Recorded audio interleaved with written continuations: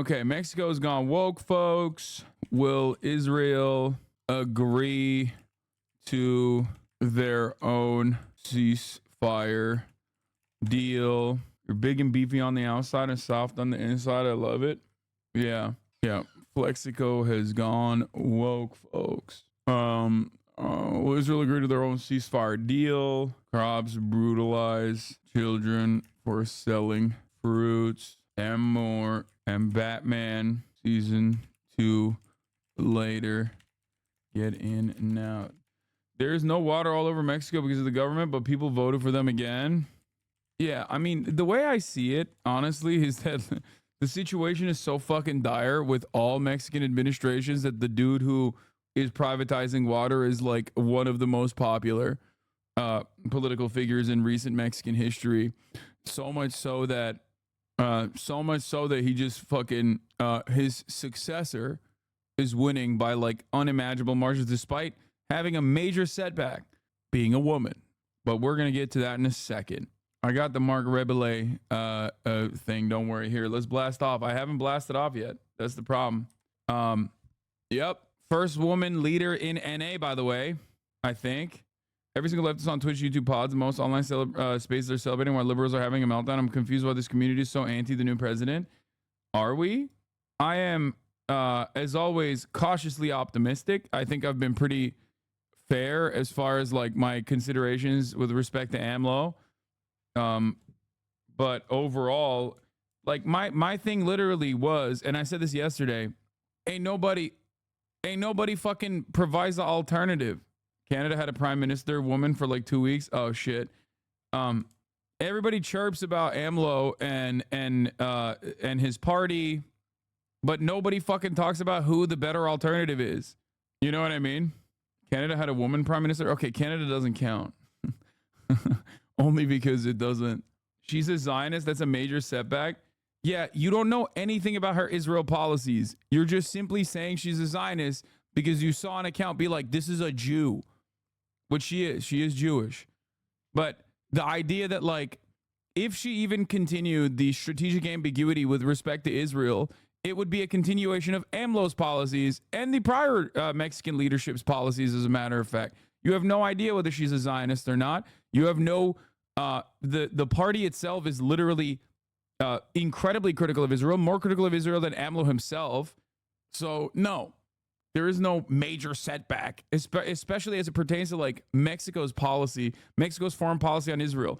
His party and the administration is literally looking to join the ICJ court case, while AMLO himself has been like, there's very fine people on both sides of this, and maybe we shouldn't call it a genocide. I covered this extensively yesterday. We'll talk about it even more. But you guys, even if you yourself aren't anti-Semitic, funny how I didn't know she was Jewish. Yeah. Even if you yourself are not anti-Semitic, you're being duped by anti-Semitic accounts. Okay? You're being duped by anti-Semitic accounts. This woman's grandparents are fucking straight up communists, and you're over here being like, oh, she must be a Zionist. You don't know that. A relative of mine says she was okay with Claudia Scheinbaum so long as she doesn't bring her problems from over there. I guess he thinks Jewish equals Israeli. I don't know. What is she going to do? Bring in the militant terrorist organization and traffic people and murder en masse? Yeah, no, there's definitely going to be a lot of anti-Semitic sentiment, but the notion that like she is, yeah, if you only learn about the world through accounts like Censored Man or whatever the fuck, like these Andrew Tate impression farmers, you're going to be like, well, it's weird. It's weird. There's only 0.04% Jewish people in Mexico, and somehow a Jewish person became the president. It's like, yeah, dude, you're just doing anti-Semitism. Okay, cool. Thank you. Thank you for just doing unrestricted anti-Semitism. Having said that, like, I don't even know. I don't know what she is going to do. I don't know what she's going to do as far as like, is she going to continue AMLO's ambiguity when it comes to Israel? As a direct consequence of the fact that Israel, just like many other Latin American countries, which we talked about yesterday, like Colombia, and Colombia has already severed ties with Israel, severed diplomatic relations with Israel, as you guys know. But like many Latin American countries actually take advantage of Israeli surveillance technology and Israeli weapons. AMLO is not unique in that regard. This is precisely the reason why AMLO was taking a very different stance, you know, as a victim to Pegasus, as we learned yesterday, but also a recipient and user of Pegasus, a serial user of Pegasus, which is the Israeli spy tech, for those of you who don't know. Let's get to the real issue, though. Scheinbaum. The main setback is that she has not said anything about duendes. We do not know what her position is on wood elves. Are they real? Are they not real? Is she going to investigate? This is what I need to know. They say she is the spiritual successor of AMLO. But let me tell you, a real spiritual successor would be investigating the truth of the matter. Are there wood elves or not? Second question, is she going to continue streaming every day? Because if that's the case, I'm afraid I cannot, in good conscience, keep supporting this fucking fraudulent party, okay? They need to stay the fuck away from being leftist political streamers, okay? Calm down. You have broached into my territory, and it seems, and I didn't even fucking know this, I've been kicked out of the top 10 slot because of motherfucking AMLO. It's not even a joke. I'm number 11 now in NA because this motherfucker came in and is live streaming every goddamn day, and it turns out he's cooking. I did not even fucking know that. Okay? What is this? I really don't Who is this?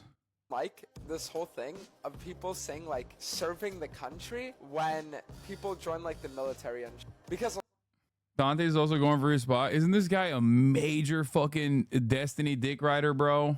Like, he's a league streamer. I don't even want to fucking touch that with a 10-foot pole. The only league streamers I respect are Sanchovies, okay?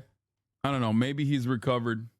Maybe he's recovered. AMLO streams cooking your ass, bro. Why are you bringing this back up, okay? Yeah, look at this. Look at this. López Obrador, presidente constitucional de los Estados Unidos Mexicanos. Motherfucker's in the top 10 slot. You know who used to be on the top 10 slot? Me. And it's fucking me up, dude. It's fucking me up. Anyway, what? Most watched Twitch streamers in 2022 from the USA. Okay, that's 2 years ago. And not only that, but also that's just the USA, bro. That's crazy. Like, that's 2022. I've fallen off, bro. I've fell the fuck off, dude. What are you talking about? And that's just the USA. AMLO's not doing USA streams. He's doing streams in NA, but not USA. I think the Free Palestine coverage did you in, sadly. Yeah. To be fair, AMLO, leftist, supposedly. Okay. And also ambiguous when it comes to Israel. Maybe I really need to reconsider my tactics from a streaming perspective if I want to dominate. Okay. Oh, yeah. Let's boycott the Maldives, dude. Fuck yeah. Yeah. Mexico City's Jewish mayor wants to be identified by policies, not ethnicity. Like many other liberal secular politicians around the world, Claudia Scheinbaum rarely identifies publicly as Jewish. It was during her successful campaign in Mexico City mayor that Claudia Scheinbaum made a reference to her Jewish heritage. Speaking before a group of Jewish women, she says she was proud of those origins. We celebrate all the holidays at my grandparents' house. For Scheinbaum, the capital city's first elected Jewish and female mayor, the reference to her Jewishness was rare. Like many other liberal, secular Jewish politicians around the world, Scheinbaum rarely identifies publicly as Jewish. You know what, though? Before we get into the weed of this, you know, the weeds of this shit, why not let's do a fucking snapshot, okay? History. Let's get into Mexico election. It's historic. What are the liberals saying? What are the leftists saying? Why is it important? Let's start off here. Let's start off our journey today, not on Israel, Palestine, but instead in Mexico. Okay? Having said that, from what I understand, she was not great as the as the mayor of Mexico City, but that's neither here nor there. Let's continue. It has been made in Mexico. Claudia Sheinbaum has been elected as the country's first ever female president. She told supporters she would not fail the Mexican people and vowed to reduce violence and improve the lives of women in a country where one of the world's highest rates of femicide. Huge celebrations in Mexico City main Zocalo, the square there. Ms. Scheinbaum will replace her mentor, the outgoing President Andrés Manuel López Obrador, on the 1st of October. Will Grant is there for us. A genuine moment of history in Mexico. In a nation where women only got the vote in the 1950s, Claudia Sheinbaum becomes... Bro, you need to stop sending me censored mem posts when it comes to, like, just in general, okay?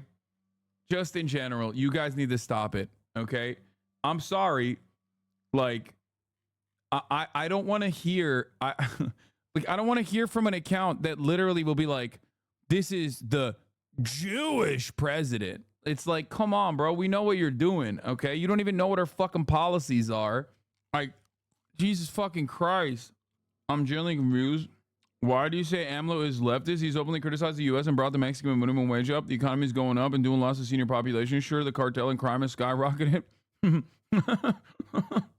Yeah, I mean, I think, and I said this before, AMLO is, one, very popular for a good reason. It's very popular.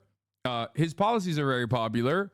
He's overall, you know, he has some weird takes on a lot of issues, but he is the best Mexico has to offer. Okay? And it seems to me like Claudia Sheinbaum is going to follow through on that tradition. Okay? Like my question to the people who are you know, beyond critical of AMLO but saying like, oh, he's bad or he's just awful, because like there's a couple things that he did throughout his administration that I openly championed and said was good, whether it be the renationalization of petroleum, oil extraction, or whether it be the nationalization of lithium. Those are some pretty good things. Overall, obviously not great on the cartel stuff, and people are very critical about the way that the military has been beefed up. Some people say it's good, and the military does a better job and is like harder to corrupt than the local police are. Others say that the military has been violent, suppressive, brutal, and turning into the Mexican government's own version of the cartel. Having said that, however, it seems to me like it is definitely the lesser evil voting alternative with no real alternative whatsoever beyond that. Like, I don't really know. I don't really know what the other... You're wrong on this, like you were with Fetterman. Nah, fam. Am I wrong to assume that censormen pose their pro-Palestinian views from a firmly anti-Semitic point of view? Like, they don't care for Palestinians at the end of the day. They just don't like Jewish people. I don't know. It could be a little column A, column B, but it doesn't matter to me. As soon as someone is, like, demonstrating anti-Semitic bullshit, I'm, like, not going to be... on board with that regardless. I'm never gonna... It's gonna take a lot for me to trust someone after that shit. Okay, so the other female candidate was wanted to privatize the electric industry. That's how bad she was. Yeah, it's like, what are we doing? You have someone who is like, on the aesthetic front, she hits all the markers. She's a woman. Okay, she's a climate scientist. Even on the leftist front, there's a lot of things that AMLO has done, and being AMLO's spiritual successor in that regard is good. Okay. Having said that, what's the alternative? Like the fucking small business owner, the entrepreneur, like the right-wing entrepreneur, the opposition with the interest of like beefing up you know, the startup culture in Mexico City or some shit. Like, what are we doing? Like, what the fuck is that about? You know? Was the first woman to break centuries of male domination over the Mexican presidency, shattering the glass ceiling for generations of women to come.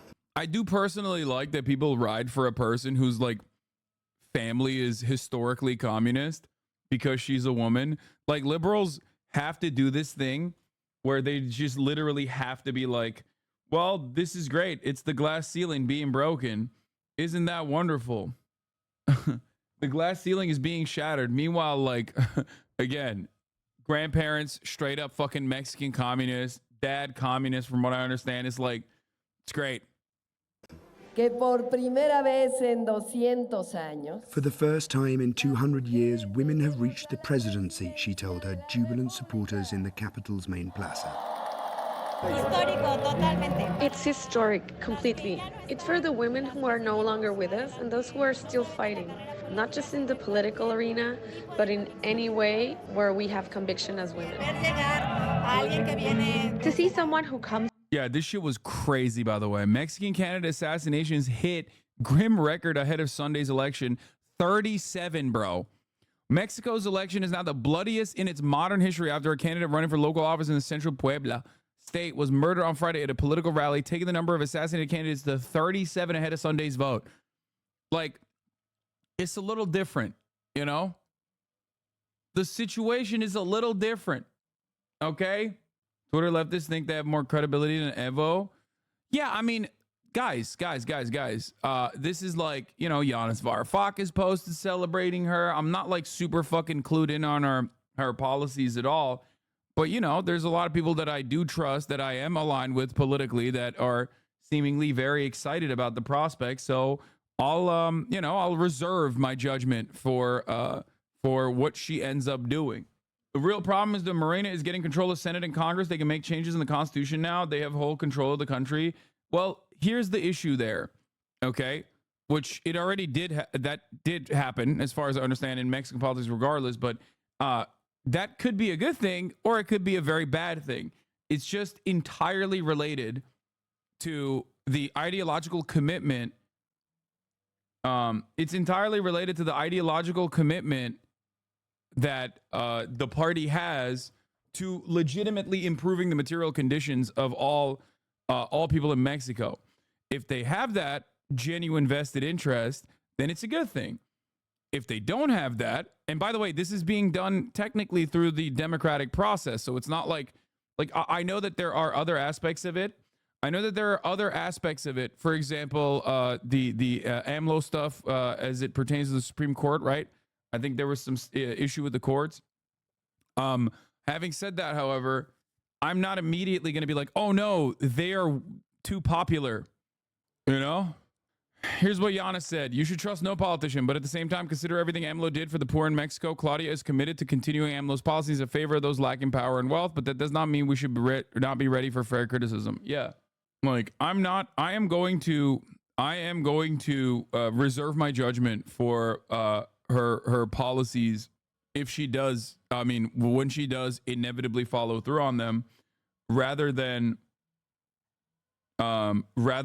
immediately be like, oh, this is fucking bullshit. Because the reality is that having this popular governing mandate, historically speaking, has actually led to prosperity in the past as well. It has also been incredibly damaging for Latin American countries in the other direction. And what I mean by that is when it's not actually the democratic process that brings someone in the position of power, but a fucking coup d'etat backed by the U.S. state that then go in and create this massive dictatorship. Oftentimes, however, when a populist, democratically organized movement that ends up working on solving some of the underlying material inequalities, when they actually have this incredible popular mandate to operate and they demonstrate a commitment to that goal overall, that goal that got them that popularity to fucking begin with, that yields pretty positive outcomes. And it's not just in Latin America either. This has also happened in the United States of America.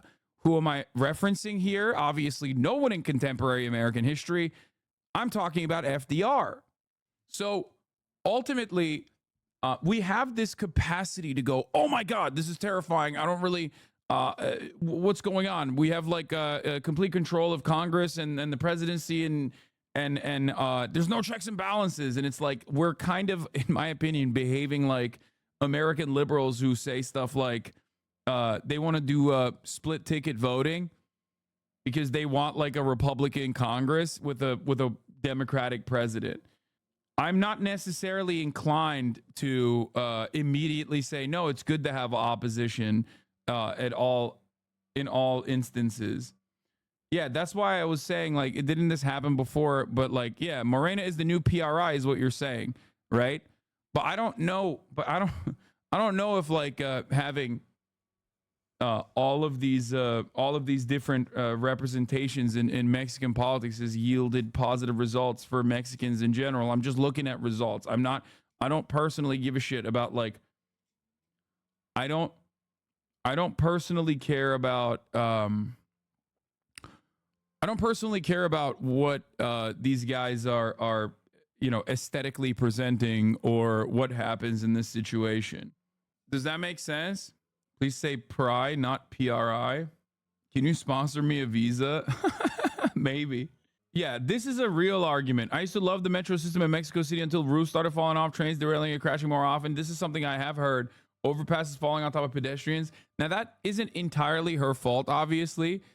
Mexico's crumbling infrastructure is not going to be directly the fault of the fucking last Mexico City mayor.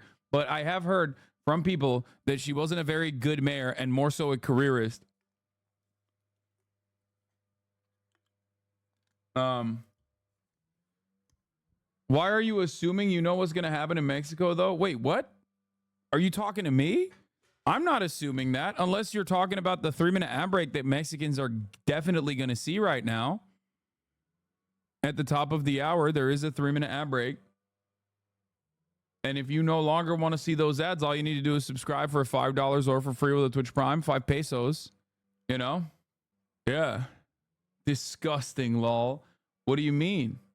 Morena is the new PRI. Shut up! It's 50 pesos for me, lol. Okay, dólares, no pesos.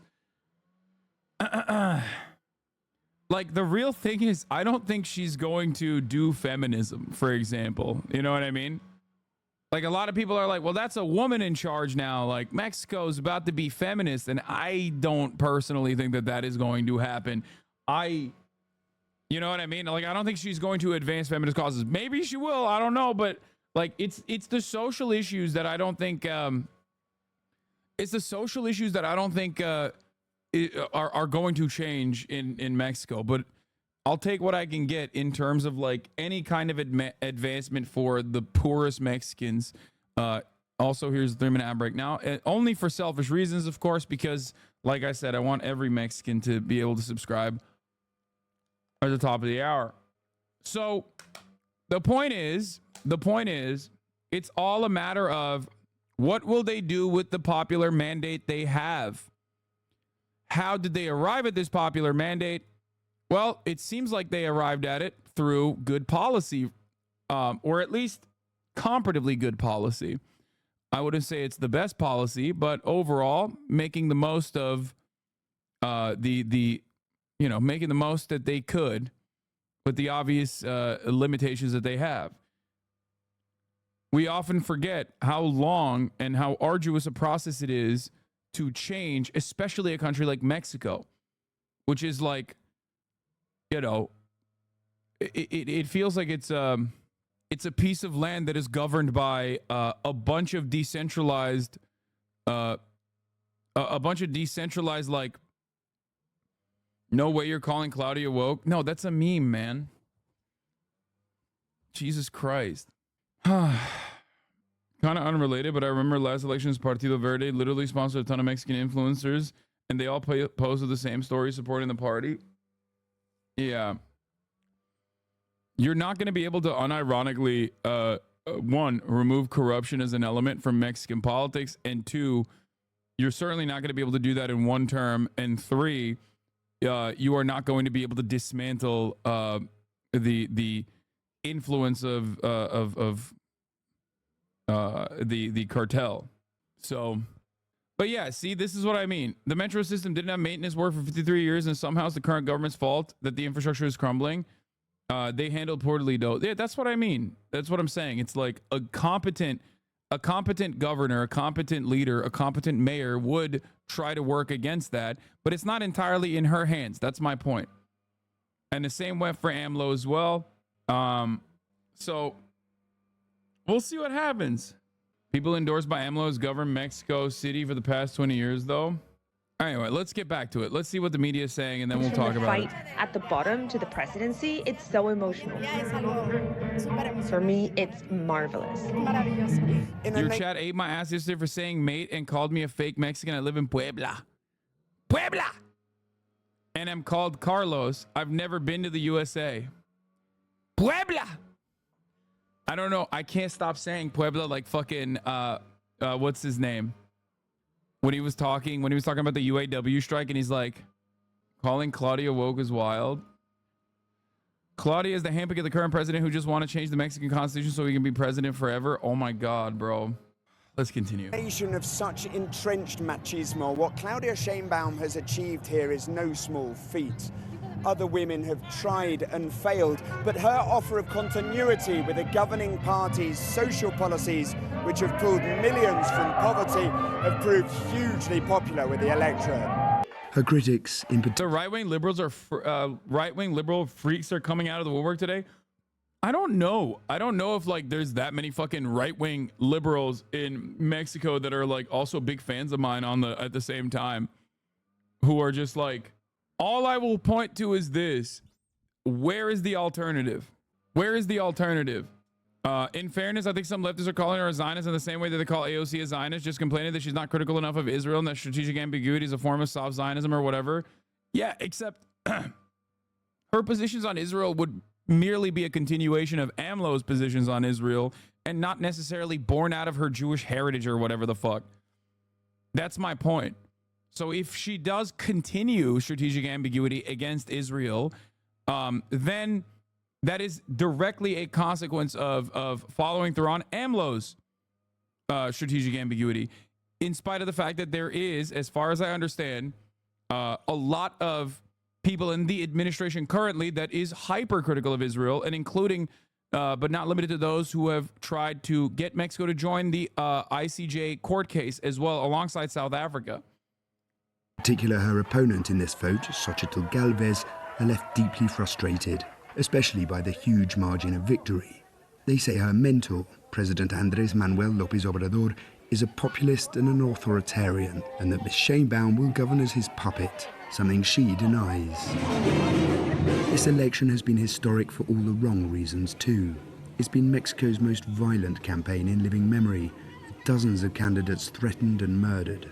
One of them was the candidate for mayor of Coyuca de Benítez, Alfredo Cabrera, shot in the back of the head by a gunman at What is happening with this video? his closing rally. His murder was a sign of the huge security task, a fear she isn't up to What is the happening? huge security task facing Ms. Sheinbaum. A staggering 11 women and girls are killed every day I know they can't show it. Why are they shaking it though? in Mexico, and her critics fear she isn't up to the task of tackling the problem. If Sheinbaum wins, I think the militarization will continue increasing. They will keep on having ever so more power, you know, both the military and the narco, because they have been together for decades. For now, her supporters are celebrating having made history.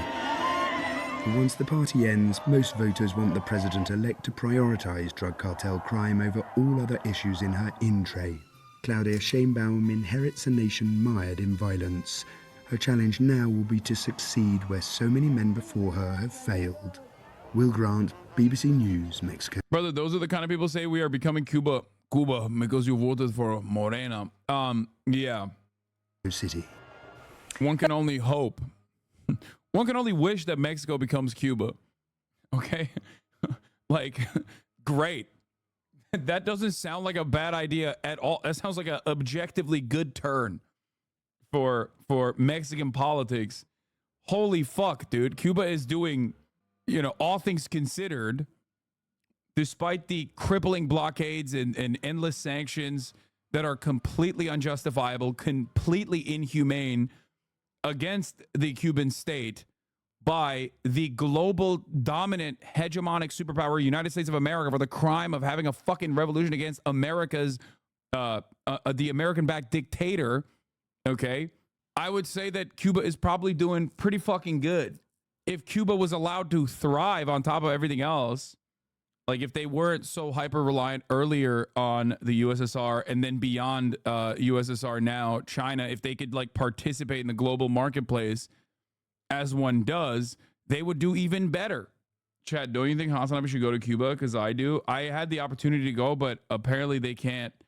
I can't really live stream out there, so I am not gonna go. I was gonna go with like the People's Brigade or something. Like I forget what it's called, but you can't really live stream out there. So unfortunately, I'm a censored man. This was the bloodiest in terms of history of modern Mexico. And who are the victims? Poor people in the majority. Wait, what? This was the bloodiest term in the history of modern Mexico? I'm not ignoring this fact. It's one of the major criticisms that I think the AMLO government has. It's just that at a certain point, you have to recognize it is kind of outside of their control and outside of their power. You know what I mean? Vanessa Rubio Marquez served as Deputy Finance Minister of Mexico, and I asked for her reflections on this historic moment for the country. Definitely, this is a huge historic milestone in Mexico for women, of course, but not only for my generation, but for the generation of my grandmother, my mother. It's been only 71 years since women were granted the right to vote in Mexico. We have had 20 women holding governorships in Mexico. I myself was the first deputy minister of finance in the country in 2016. So we have been moving forward, but still it's a lot in our way to find parity at the end. But yes, this is a huge milestone. She's incredibly close to the outgoing president, Andrés Manuel López Obrador. How will she be different from him, though? I think Mexico has a very strong presidency, a very strong presidential regime. So I think she will be her own figure, but it's yet to be seen where she stands in very crucial issues, such as the definition of the democratic foundations of the country, the relationship with the legislative, an independent judiciary.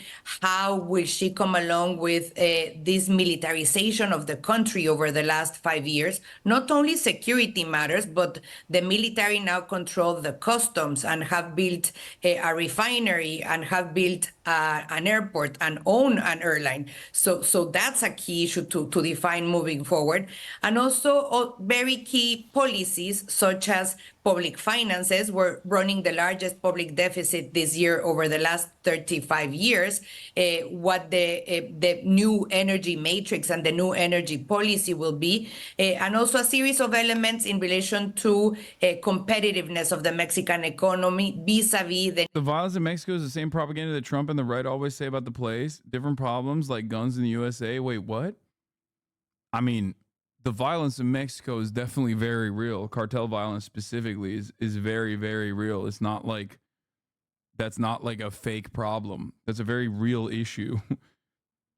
Just like femicide is a very real issue as well. Those are legitimate problems.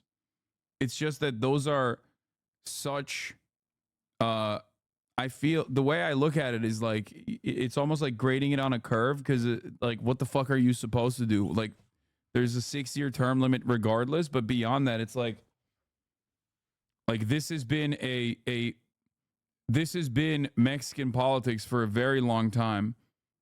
I don't know how any administration can tackle it over the course of like 6 years. Maybe over like 2 decades, 3 decades, you can like try to chip away at it. Why doesn't Mexico crack down on cartel violence and jail every gang member like Nayib Bukele, the greatest leader of modern human history, did? Yeah, great question.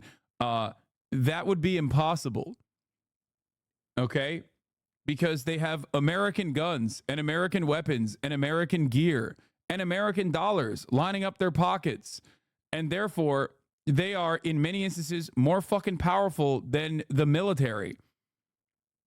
So you can't really do that. And also, that's not a good solution anyway.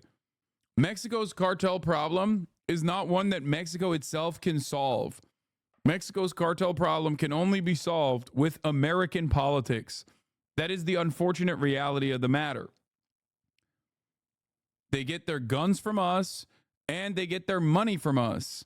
We are the market, and we give them guns. So there is no way to solve it internally with internal Mexican politics in general. Okay. The nearshoring expectation effect and our special relationship with the U.S., to which we're the first trading partner and the first source of imports. A lot to pick up on there, Vanessa, but how would you say she defines herself when it comes to her relationship with the private sector? Is she pro-business?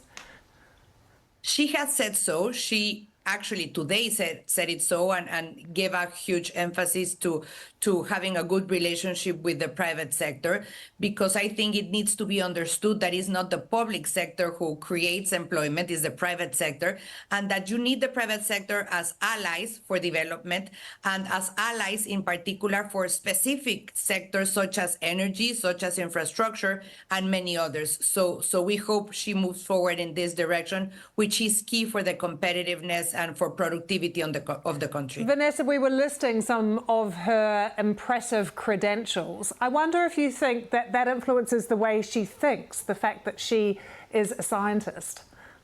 I think that will tell a lot, and she would have a challenge to move from ideology to pragmatism to a more rational perspective of government, and most importantly, to an effective government, because this is exactly what Mexicans want. Mexicans want their problems resolved. They want to live in a more peaceful country. They want to end up violence. They want to have employment. They want to be competitive. They want to have access to health and to social security and to education. So the more practical way in which she addresses the most challenging and pressing challenges for the Mexican society, I think is going to determine her presidency. We can now reveal that Keir Starmer could be heading to Downing Street with a majority of 194 seats, bigger than Tony Blair achieved in 1997. And that is according to the first major polling projection by YouGov of this campaign, partnering with Sky News. Now, our deputy political editor, Sam Coates, has been pouring through all the numbers. Sam. This is an extraordinary moment for the campaign. 194 seats is the projection of YouGov if there was a general election tomorrow. To put that in context for you, Sophie, this is a bigger figure than any election for 100 years. It's bigger than 1997 when Blair won that. Okay, we're not done with the Mexico elections. So it's almost narco democracy, by the way. The politics have been very complex in Mexico since it started its inception. No thanks to the U.S. government. Plus, how are we going to stop the narcos when we are the ones funding them by buying their products? Yeah. Now the progressives are in power. They demand an end to the system of violence that the right continued to aid and increase through corruption and austerity for generations. Yeah, look, you have to personally grade on a curve. That's it. Like, that's what you have to do. You have to analyze the situation, you look at the material conditions, recognize how bad things are, and then see if the people that you're electing are moving the needle in positive directions. As far as AMLO's administration goes, there is a lot of things that he ran against, like corruption, ending corruption, which is, kind of laughable. And also tackling narco violence, which again did not happen. There are understandable criticisms of like increased military brutalization, but beyond that, like I said, renationalization of oil, nationalization of lithium. These are all positive. It's funny how leftist leaders and figures in newspapers are saying this is good, but chatters are saying it's bad because their racist families said she sucks. No, I don't think so. I think that there is a understandable growing problem with respect to narco violence. I dubbed a great Univision video of Claudia's big 3 moments in her political career. Studying physics at UNAM, Claudia Sheinbaum joined in student movements with a leftist orientation, from which came the leaders that would create the Democratic Revolution Party that Sheinbaum later became a part of. However, politics was not her first preference. Upon finishing university, she dedicated herself to research and education. It was not until the year 2000 that a mutual friend recommended Sheinbaum to AMLO for the position of Environmental Secretary of the then Federal District due to her research on pollution. At this point in time, Claudia Sheinbaum was married to Carlos Guimas, who was governing Tlalpan. But in 2004, he became involved in a corruption scandal when he was caught on video illegally accepting hundreds of thousands of pesos. After confessing his involvement, he stepped down from his position. Journalist Elena Chavez stated it was Sheinbaum who reported her husband to AMLO, thereby gaining his trust. Journalist Arturo Ocano states that Sheinbaum resigned after this incident, but López Obrador did not accept it. Instead, she served as his spokesperson in his first presidential campaign 2 years later. Then in 2015, she was elected to govern Tlalpan, now a member of the National Regeneration Movement Party, also known as Morena, also led by AMLO. 2 years later, tragedy struck. Chad is literally just being misogynistic. No, Sheltered Rosebud, what the fuck are you talking about? If anything, they don't even give a shit about her or her gender. They care that she is a continuation of AMLO. Please read this without the radfem brain rot that you have. What the fuck are you saying? This has nothing to do with her being a woman. What are we talking about?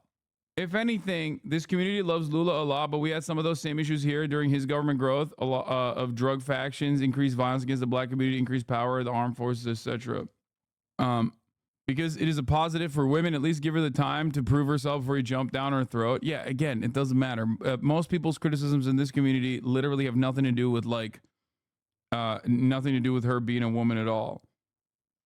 Okay? The country, Mexico, is as divided as the U.S. This is our Biden versus Trump. People support AMLO are called chairos, and the stereotypes as poor people, uneducated. The people against AMLO are called fifi. Stereotypes as white, middle class, or upper middle, out of touch with Mexico. Chatch is biased against her because she's Mexican. Yeah. Look, you cannot deny one thing, and that is that AMLO's party is fucking profoundly popular. I mean, you look at the fucking elections, and it's like, what are we talking about here? The popularity is unimaginable in comparison to like American metrics. So is Modi's though. Yeah, it's a little bit different, don't you think? Like, are we, or unless you're considering AMLO's party to be a fascist one that is running on a platform of fascism. Anyway, I spoke to some Morena members this past weekend. Shout out to Martha Garcia. Unfortunately, nationalization of minerals, especially lithium, won't happen until the next 50 years. Reason because the previous administration gave us both the U.S. and Canada a contract of those resources for 100 years. AMLO managed to cut that contract in half. First one of you to compare AMLO to Fetterman, then the other say, hold my beer, and comes out with the Modi take. Yeah. Ultimately, I don't think that, I think it's just the best option overall, it seems, out of like any viable parties. And they're pretty fucking popular. Hello, everyone. I'm Rania Kalik with Breakthrough News. I'm Zoe Alexander with People's Dispatch. We're here in Mexico City, and we're joined by Dr. Claudia Sheinbaum, the head of government of Mexico City, and one of the founders of Morena Party of President Andrés Manuel López Obrador. She's a rising figure in Mexican politics and one of the frontrunners in the 2024 Mexican presidential elections. Dr. Sheinbaum, thank you so much for joining us. No, thank you for coming. So let's jump right into it. You studied environmental engineering in university, and today you are the head of government of one of the largest cities in the world, over 20 million people in Mexico City. And you're also one of the founders of the largest progressive political party in the region, Morena. Can you tell us about your journey into politics? You went from student activism to being an elected official. What were your politics like growing up? Well, first of all, my background is physics. I studied physics, then energy engineering for my master and my PhD. And when I was 15... Like, Sophia, you're a 3-month subscriber. You ostensibly are a leftist. I don't personally understand why you're in here talking like this. AMLO gains so much support by giving money to students and those over 60, which sounds good, but he's doing so by printing money. So that's just a ticking time bomb for financial disaster for Mexico. Like, obviously, it's a little bit different when you're a country like Mexico in comparison to a country like America, but this is the exact same kind of fucking sentiment that I hear from, you know, neoliberal right-wingers in the United States of America, straight up Republican Party voters that will say like, that's what Brandon's doing. He wants to give, free money to the students and take away their student loan debt. Like, it's like, what? Don't post as W's if you want to actually criticize him, because there are valid criticisms you can make about AMLO from a left-wing perspective. I don't even know if what you're saying is completely correct in any case, but because Mexico operates different. Okay. Years old. That was the first time that when I was in high school, the first time that I get involved in student mobilization, the student movement, because many people couldn't. This get is from a into year ago, by the way, when she's the I was mayor. in, but I was in solidarity with those that couldn't have the possibility of studying. And then I get involved in social politics. And it was very important for us in 1988 when the Ingeniero Cárdenas was. Yeah, it's different in countries that aren't monetary powerhouses like America is. You got to tread more lightly when it comes to that aspect. Yes, 100%. Like the real money supply inflationary shocks are way more significant. Like modern, even MMT enjoyers, MMT defenders will not make the mistake that you can do MMT in a country like Mexico. You can only do it in a country with like sovereign currency. Whereas like a nation like Mexico is still very much beholden to global market forces, and beyond that are in certain instances almost completely controlled by the IMF and the World Bank regardless. So ultimately though, good. That's crazy. That's a lot. Okay. Yeah. Candidate for presidency. And it was very important for us because we came from a student movement, and we decided, I said us because our generation, and we decided to go to Ingeniero Cárdenas. And later on, I went to the US to study my PhD. And then I returned and I was part of the university. But I was involved from my parents that they were involved in the 1968 student movement. So I was involved in politics, but my main occupation was to be a mother and to be in the university. And in 2000, President López Obrador, when he was chief of government of Mexico City, he invited me to be the Minister of Environment. And I get involved, and later on in 2006 with the electoral fraud, I was, with López Obrador, even though I returned to university, I was, with him in all the movement that finally get into the burn of Morena. Great. Well, we know that PRI and PAN really maintained a stranglehold over Mexican politics since 1946. In 2016, Morena was founded to be an alternative to this. And in 2018, of course, Morena achieved a historic electoral victory with the election of Andrés Manuel López Obrador. What does this mean for the course of Mexican politics? In 2016, when Morena was created, nobody wanted to be in Morena because it was a new party. And in Mexico, you have to win a certain percentage of the votes to be an official party. And it was very difficult because just few people wanted to be in Morena. And the decision to get away from PRD, the party that we were, is that, we thought at that time that there was no possibility in their party that was getting very close to the official party. So we decided to create. I said we decided because there were a lot of assemblies in all the country that decided to create this party. And from 2016 to 2022, it's 7 years, and now we have the presidency, 22 governors of 32, the majority in the Congress, the majority in the Senate, and a lot of municipal presidentials. Why? It's because people want to change. And it's a change from economic model. We, neoliberalism now is in the past. And we have now a government that thinks in the majority, thinks in Mexican people rather than thinks in a privileged group. So, and right now we have the majority, and that's because people are, happy.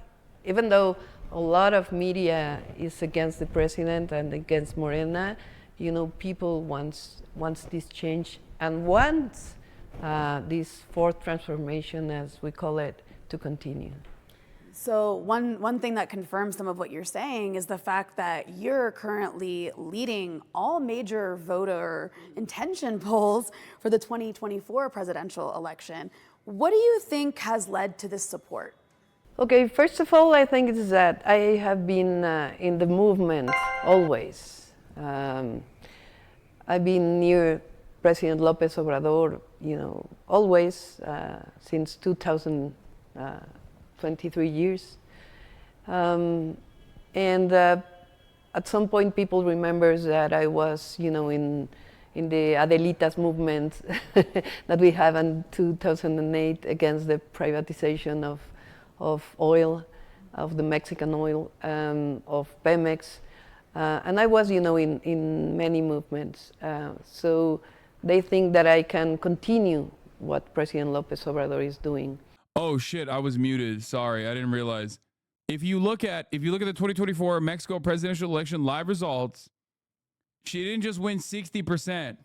She literally fucking wiped the goddamn map. This news is front. I mean, it's crazy. The problem here is that most of the members of Morena used to be members of PRI and PAN and other corrupt parties. At the end of the day, Mexican political class all comes from the same sewer and the same kind of rats. I need to understand what this chatter's, not this chatter's gripes with AMLO, but I need to understand who this chatter thought would have been a better alternative. Like, who do you think was better? Because you keep saying it's about picking what the most pressing issue. The issue is Mexico's going towards a state communism while pretending that it's socialism. If she studies what she said, it'd be great. But that's just not the reality. The proof is in how Mexico hasn't gotten any better in the past 6 years in the things that are most important.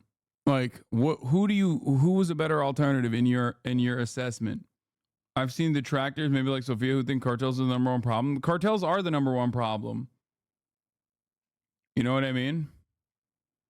They are the number one problem. The problem, however, with cartels is like tackling cartels in Mexico is like tackling capitalism in America. Okay?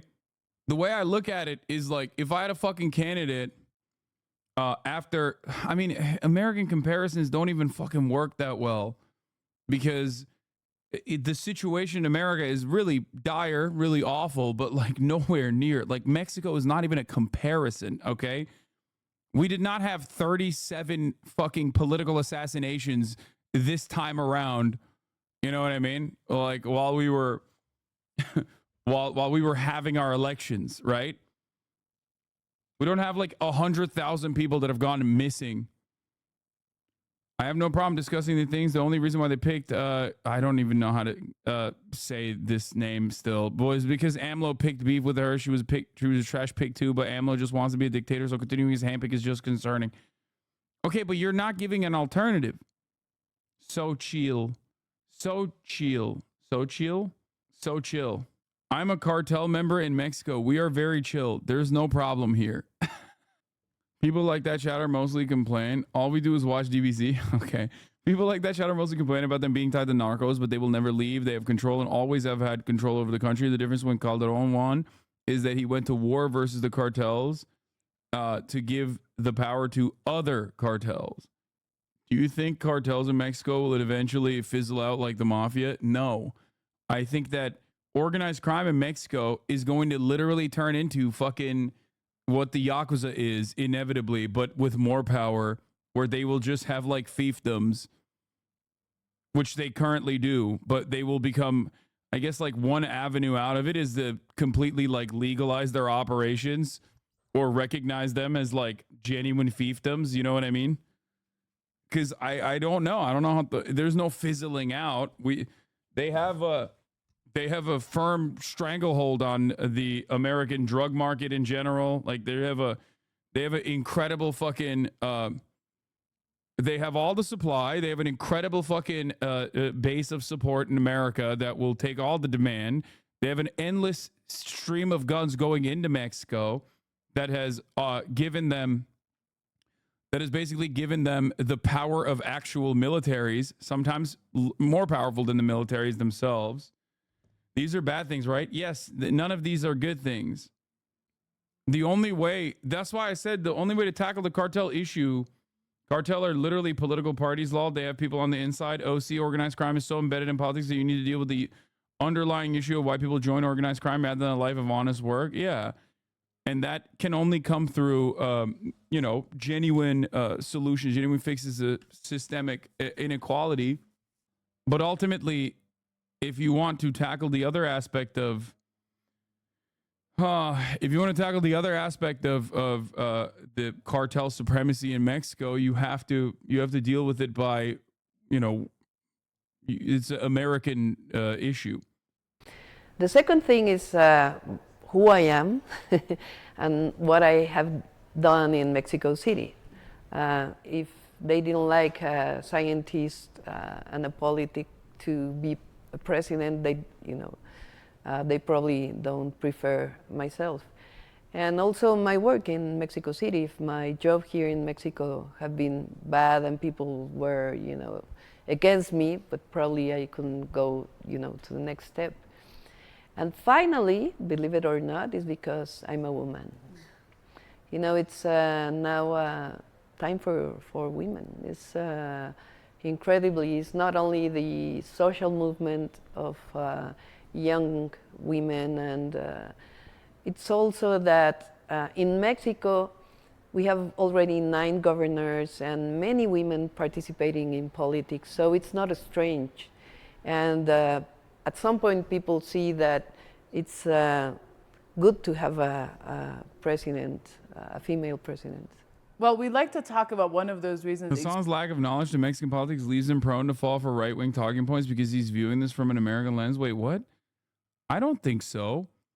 A chatter is a conservative. I literally said that. I said that she is arguing on conservative talking points. Just because I'm asking questions to a chatter doesn't mean that I'm it doesn't mean that I'm lapping up what she's fucking saying. The fuck? It's good to investigate these sorts of criticisms further so that everyone can become more knowledgeable about the counter positions. I do this for every single issue. I'm going to maintain my charitability when someone comes in with right-wing talking points, but that doesn't mean I'm going to be like, oh yeah, I believe everything you just said. Why do so many people come into the chat and claim you lack knowledge for so many issues? Because there are areas of expertise that I have. I wouldn't say like full-blown expertise in the same realm as like a researcher or whatever, but there are issues that I am knowledgeable on and issues that I am not as knowledgeable on. This is definitely one of them for sure. I'm not like super tapped into the intricacies of domestic politics in Mexico. You know what I mean? But that doesn't mean I'm like eating right-wing propaganda. You spoke about, which is your role as head of government of Mexico City. Again, a city of over 20 million people, which is very significant. And you were elected by popular vote again in 2018. As head of government, you've taken on many initiatives to address some of the structural issues facing the city. And one of them that we'd like to talk about is, of course, femicide and the issue of women, which is a huge challenge for Mexico. It's a huge challenge for the region in general. But in your role, you've taken a lot of different initiatives to address this issue, to make the city a safer place for women. So can you talk a bit about those initiatives? Yes, in November 2019, I decided to make an alarm for women. We could say that. And so we developed 11 points for women to be safe in the city. And we have now done more than that.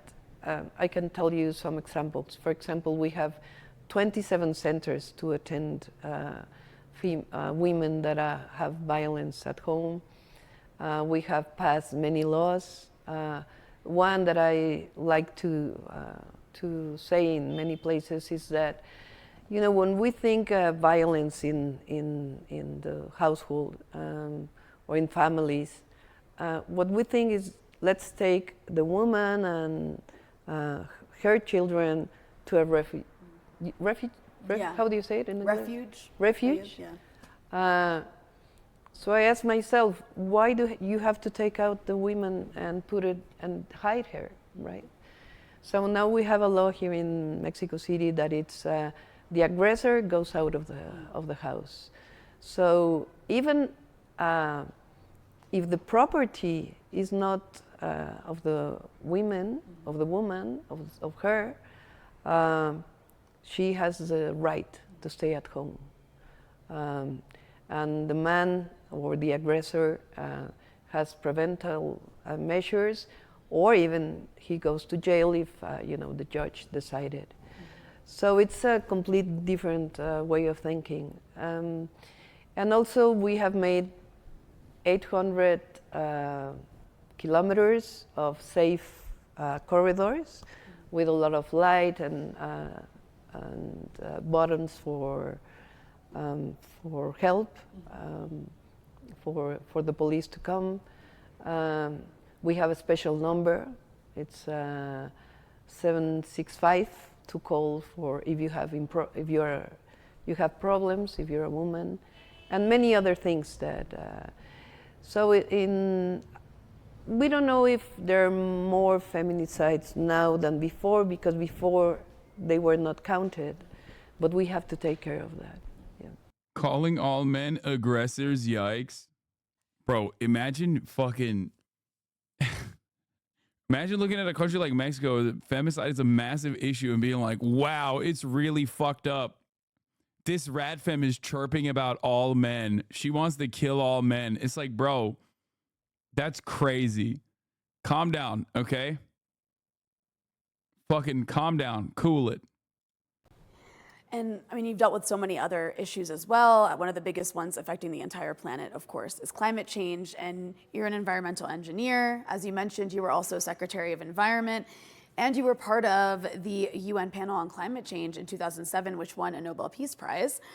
And Mexico City, like all major cities, deals with many issues related to this, such as access to water or pollution, just the general impact of climate change. During your time in office, what have... She thanks Jesus in her acceptance speech. I think it might be her husband. Yeah. Oh, yeah. Was mildly surprised to see President-elect Claudia Sheinbaum thanking Jesus in her acceptance speech, as she is of a secular Jewish background, only to realize that she was referring to her husband, Jesus Tariba? Yeah. It wasn't.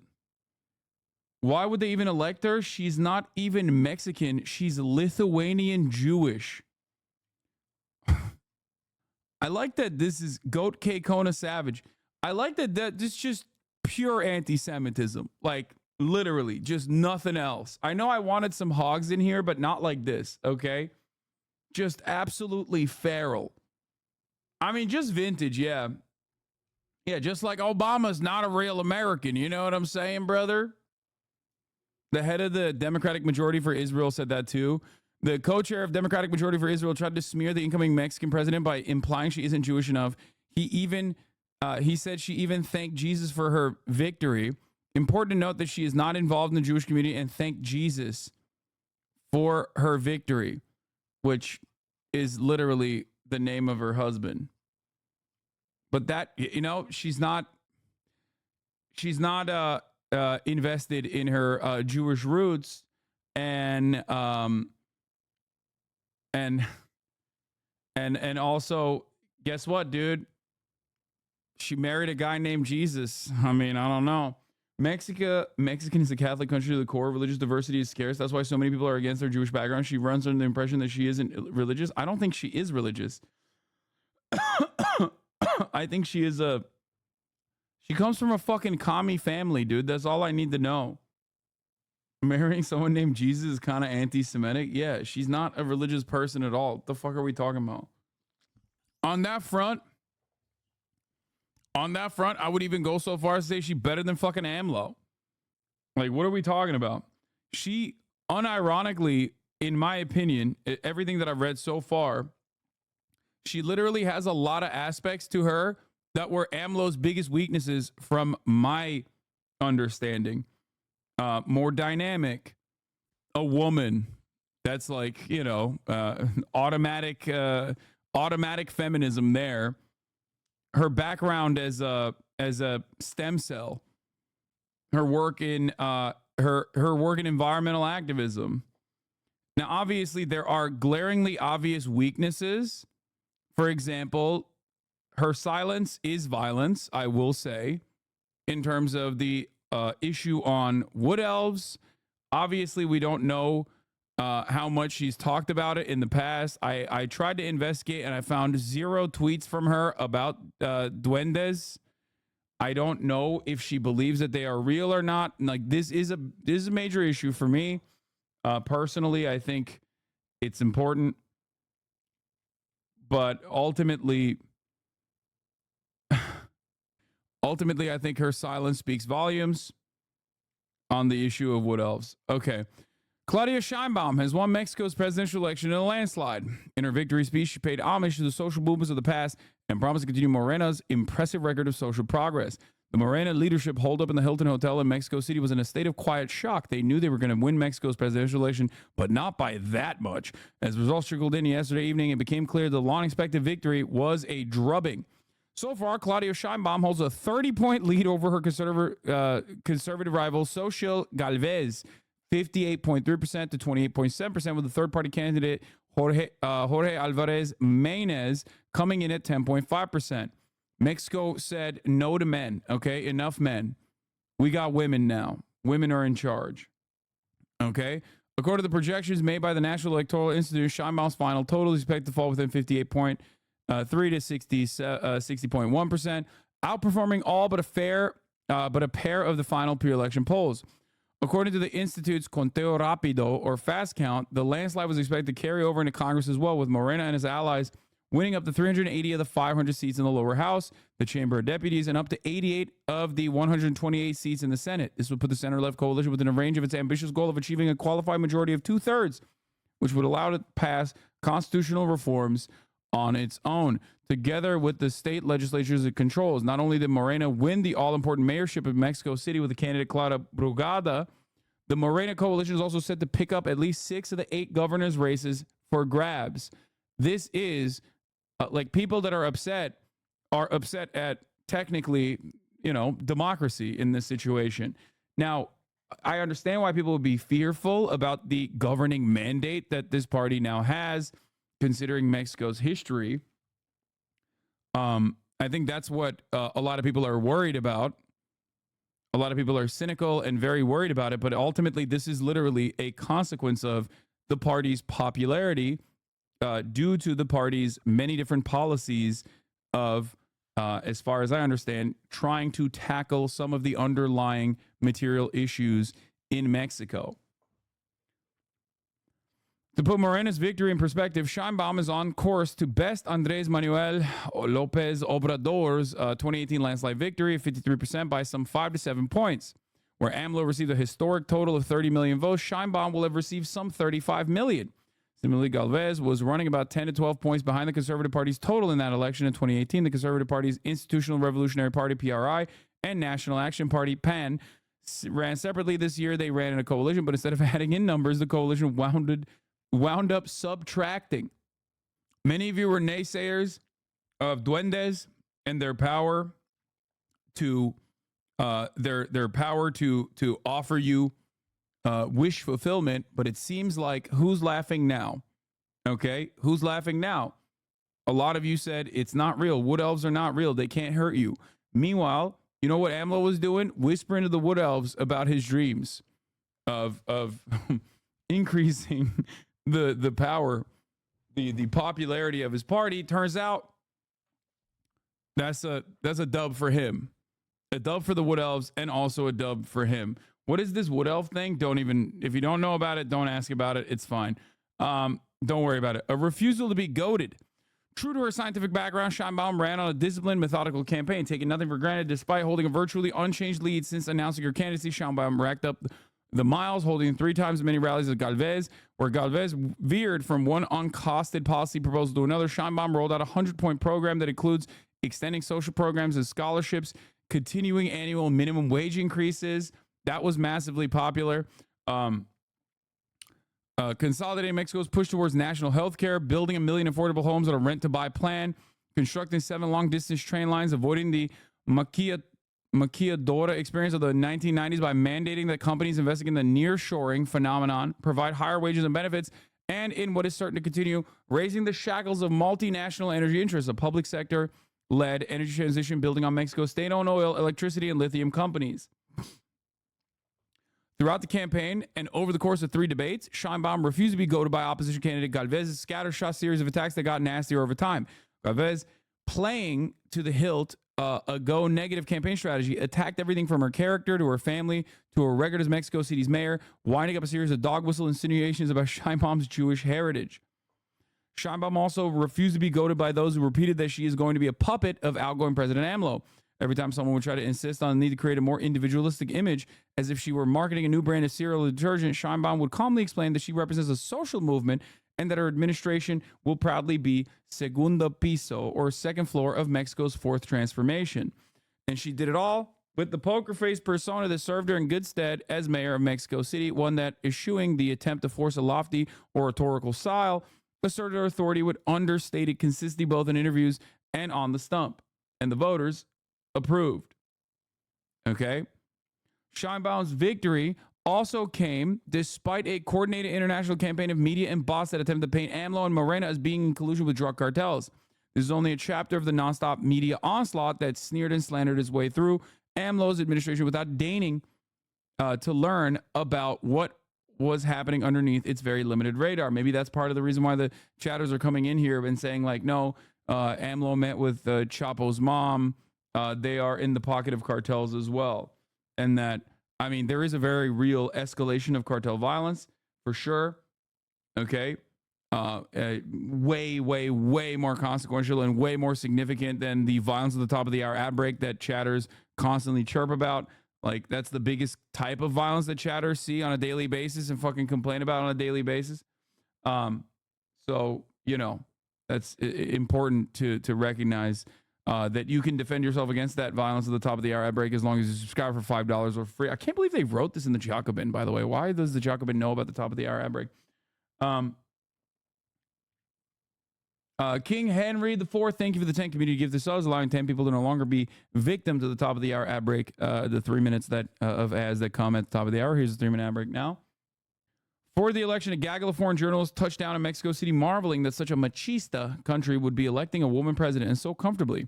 Once again, all the comfortable tropes, election of state voters, bought out by social programs, religious populace, and the thrall of a handpicked successor of a messianic leader were trundled out. Anything to avoid granting agency to Mexican voters are seeing what has been happening on the ground, a policy-driven process of party realignment in which working-class voters scattered across parties in the 2018 election have concentrated in Morena while maintaining the party's cross-class coalition largely intact. After a victory acknowledgement in the Hilton, Sheinbaum made her way to Mexico City's main square, the Zocalo, where, I don't know if I'm saying that right. There, she paid homage to the social movement as a path from workers to students, teachers to farmers, and read out the names of women who have played pivotal roles in Mexico's history. As the latest member of that list, Sheinbaum will have an enormous electoral mandate, even larger than AMLO's. As of October 1st, the Presidente will now be the Presidenta. Zocalo? Okay. This article is really bad. Morena is deep in ties to the cartel, as all Mexican governments have been, and there's no pushback against them. AMLO has severely lowered collaboration with U.S. drug agencies. And no, I'm sorry, I'm not fucking rating Mexico's presidential performance off of how well they collaborate with the motherfucking DEA, okay? That is crazy. That is a ridiculous metric of success. That feels more like a dub that you just posted in the chat. That is insane. He has not caught any major drug capos. Remember, they let Chapo's son run away. It's important to cover that Mexico's government is and has always been tainted by narco money. Yes, this is true. But the notion that like American federal agencies are going to be very helpful when they are like, I would say, almost directly responsible for so much of the cartel's prominence and power. It's awesome to think that, like, you know, it's awesome to think that you know, we should be rating the Mexican president's performance off of how well they collaborate with the American federales. Anyway, I share with you my 100 proposals for the construction of the second floor of the fourth transformation. You can consult them in the following link on my website. Wait. Oh. Fuck. How do we Google Translate this shit? Is it just my algorithm, or is there not a single good word about her on Twitter? I think the most suspicious thing overall is how the media has been, like, mainstream media outlets have been, like, relatively pro Sheinbaum, which I find rather odd. Like, they just say, oh, she's a woman, and that's good. And they just, like, move on. You know what I mean? Which I think is, like, strange. Not the Spanish outlets. No. I'm not talking about Spanish outlets. I'm talking about, like, NPR. I would go so far as to say they haven't even fucking ripped AMLO as much. Like, I know you are becoming a conspiracist, lol. Wait, what? No. What are you talking about? There is, in comparison to prior years, for like the past 100 years of American media and its alignment with State Department interests, the pink tide that occurred in Latin American countries did not get the same level of coverage, with obvious exceptions. Like Evo, who is right here, with the coup that occurred. The Bolivian coup, like, was a moment where people were just like, yeah, these guys aren't fucking psychopathic, rabid, violent Christo-fascists that are physically trying to overthrow the Evo Morales government. It's actually, you know, it's actually the mandate, the popular mandate, I promise. Now, that in and of itself was like a brief moment, but beyond that, you haven't really seen a shit ton. You haven't really seen a shit ton of like negative sentiment being deployed. I don't know if it's because they just don't have the smoke for it. You know? I don't know if they just don't have the time for it. I don't know what it is. I genuinely don't know what the fuck it is. I am in Bolivia. It was the popular mandate. What the fuck are you talking about, my man? Your takes on Latin American politics are so out removed. Dude, how could, there's no way this is a bait, right? Are you doing a bait or are you being serious? Like, there's no fucking shot. Not real Bolivian. Wait, what? I can take a pig if you like. No, I'm not saying that you're not a real Bolivian. I'm just shocked that you are talking about shit. You're talking about shit that is like well established. To when you read comments like that, just remember all the your Ukraine takes are bad. I think that's because there's been a growing movement of leftists in Latin America that I would say wouldn't look well for mainstream media to attack anyone, especially with outspoken leaders like Lula and Petro. You are leftists. There are a lot of Central and South Americans that will call you a communist and be against you sharing leftist ideology when talking about Latin countries. Bro, this person is my age, Bolivian, and has been in here since 2022 and has previously subscribed for 10 fucking months. The idea that, like, the idea that there wasn't a fucking coup in Bolivia and it was actually a popular uprising, and it wasn't like a violent. A lot of media portray people opposing the electoral fraud as neo-Nazis, Christians, crazy people. The major players involved were absolutely, first of all, the media did not portray them as such. The media did lie about them. Okay, mainstream media unironically dropped the ball in a historic fashion, and that's what I talked about specifically here, which a lot of those pro-NATO, pro-State Department, but supposedly leftist content creators also yelled at me about, but that was quickly fucking packed up. That's crazy. It's like, yeah, it's like thinking about the last Cuban coup attempt, which wasn't even really a coup attempt. I'm just saying, like, all of this spells trouble for the CIA involvement in Latin America in general. The media defended the Christofascis. Yeah, they said it was a popular revolution. Like they literally they act like it was just a thing that happened. Like this woman. Wait, oh no, where was the other ones? Hold on. The lady who succeeded Evo literally wanted to ban indigenous people and the indigenous religion, calling it satanic. Definitely not a fucking... It didn't happen in like 2 weeks. Protests were going on in Bolivia since 2018. Evo cheated the Constitution twice to keep getting reelected. Yes, I know. I don't know if you know this, but like... I don't know if you know this, but I am in favor. I mean, again, FDR. FDR. When someone is cooking, I don't have an issue with it. I do care about... I mean, I think that older leadership in left-wing parties is genuinely a genuinely a problem, because they just like refuse to they refuse to bring up new talent and young leadership, and that becomes a leadership issue down the line.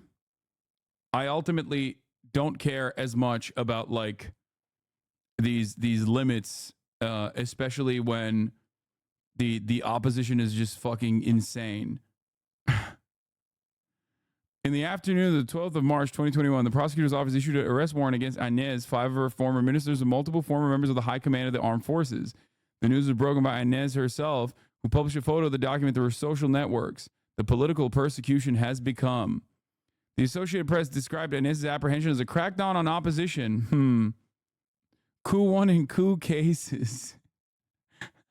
Family, friends of mine are genuinely afraid the Sheinbaum will make Mexico into Venezuela, especially because Moreno has worked to remove protectionist business practices like in agriculture, and the party being left-wing. Plus, this reminds them of the Ejido system and Echeverria Latin us runs on this talking point and puts fear into people with what they already have experienced. Coup 1 and coup 2 are cases in investigation because they have no proof the military pushed Evo to resign. Okay. It just happened to be that way. Dude, that's what every right-wing person in Latin America says for every left-wing government. No, I know. Oh. Defense Minister Luis Fernando Lopez and Interior Minister Arturo Murillo have taken refuge in the United States, which is odd, but I guess it's because of severe political persecution, which is why you escape to America. That's not historically what happens in Latin American countries when you do a coup, and sometimes it fails if you're, if the people are aggressive enough, and then they fucking come to the United States of America, or, sometimes England.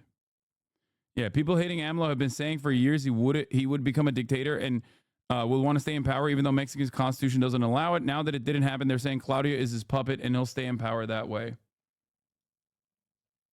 An audit by the Organization of American States, which releases a full report afterwards, concluded that significant irregularities happened. And wait, by the way, the third paragraph is from the OAS. Observers from the European Union released a report with similar findings and conclusions to the OAS. The military and police of Bolivia, along with the Bolivian Workers' Center, recommended President Evo Morales to resign. He did, accompanied by other resignations by high-level politicians throughout the day, some citing fears for the safety of their families. The government of Mexico offered political asylum to Morales the following day, which Morales accepted a day afterwards. Yeah, he had to escape to Mexico because they were fucking butchering people.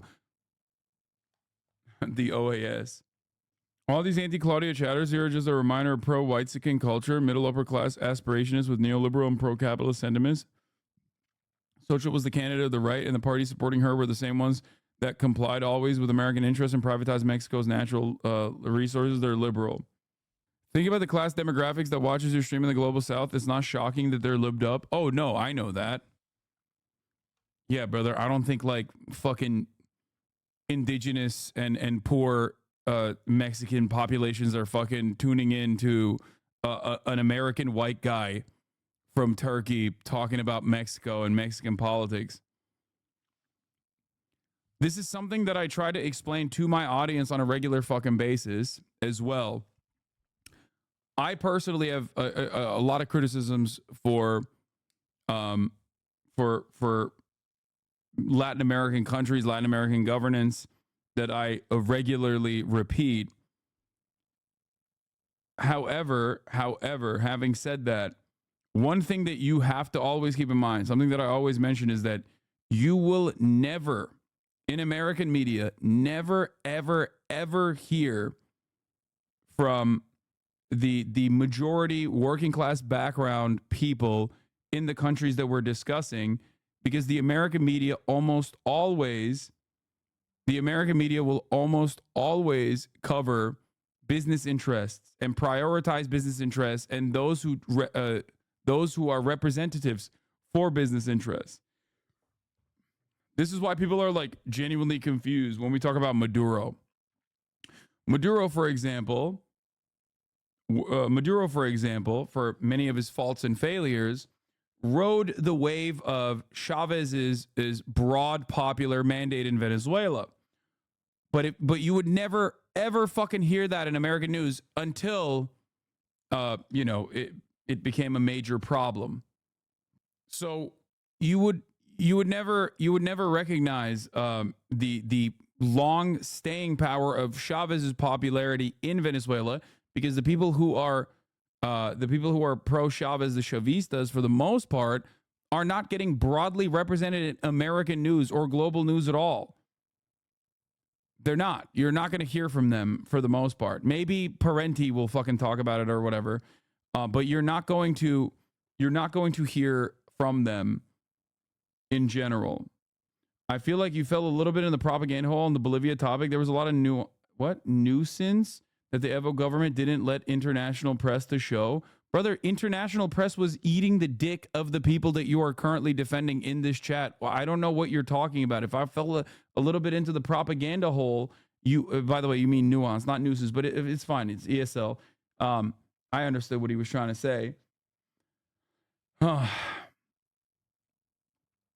But if I was falling in the propaganda hole, I would have been like, yeah, there was a fucking coup that happened because Evo was not popular in Bolivia, and he resigned out of disgrace because he was like cooking the books and cooking the elections, and the OAS is a institution that is infallible and the most moral institution, and that they were completely right, and the rabid psychopathic Christo-fascist weirdos and their gang of thugs that were butchering people on the streets were actually in the right, because that's just popular uprising shit. You know? That's what I would be doing. Latin Us is the news chain founded by PRI dinosaurs, old ass crusty party members and oligarchs to basically run propaganda on Morena and Scheinbaum by using stupid comparisons like Vuvuzela. Yeah. I never expect to see supporters for the right-wing Latin politicians in here. Are there any Bolsonaristas in here too? There were. When we were talking about Brazilian politics, there would be Bolsonaristas as well. My point is this, okay? It's important to recognize why some of these politicians are called authoritarian dictator monsters and violent. It's important to recognize like who's saying that, what business interests do they represent, and what, let's say, working class people in the nations think about their leadership. Debate Claudia Scheinbaum. What? Funded by viewers like you. Please support our work at democracynow.org/give. Gonzalez. We turn now to Mexico, where this Sunday millions of voters are poised to elect the first woman president in Mexico's history. The landmark moment has filled many with hope, as Mexico has one of the highest rates of gender violence and femicide in Latin America, with at least 10 women murdered in Mexico every single day. Voters will be choosing between frontrunners Claudia Sheinbaum and Xochitl Gálvez, third candidate, Jorge Alvarez Menes. Sheinbaum has maintained a significant lead in the polls ahead of June 2nd elections. She is the former mayor of Mexico City, member of the ruling Left Morena party, seen as a continuation of the current president, AMLO, Andrés Manuel López Obrador, while Gálvez, a former senator, is backed by a coalition that includes the conservative PRI and PAN parties. The PRI, or Institutional Revolutionary Party, ruled Mexico uninterrupted for 71 years until the 2000s. Rampant violence, perpetuated in part by the decades-long U.S.-backed so-called war on drugs, is a central issue. This campaign cycle has been one of the deadliest in Mexico, with at least 34 candidates or aspiring candidates assassinated since September. Immigration and Mexico-U.S. relations are also pivotal issues. In a minute, we'll be joined by Pulitzer Prize-winning journalist Maria Hinojosa to discuss the historic elections. But first, let's turn to clips of Maria's recent interviews with both front-runners, Sheinbaum and Gálvez. I went to a private school for a year on a full government scholarship. All the kids I knew are shouting at me for sharing a picture of Claudia winning. They're all chirping, saying Mexican democracy is over. We shouldn't let poor, uneducated people vote. They aren't ready for it yet. Which recently aired on Latino USA. Maria Hinojosa and her colleague, Penile Ramirez, were in Mexico City earlier this year, where they spoke to Claudia Sheinbaum at a campaign rally. They asked her how she'd handle immigration. What is your message to Latino Mexican voters in the United States about this election and your candidacy?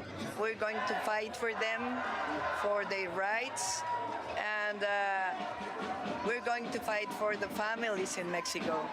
We want welfare for all the Mexicans.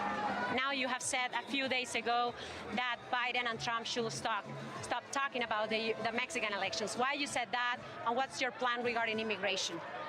The best way to reduce migration is to invest in the countries where people have to live and want to go to the U.S.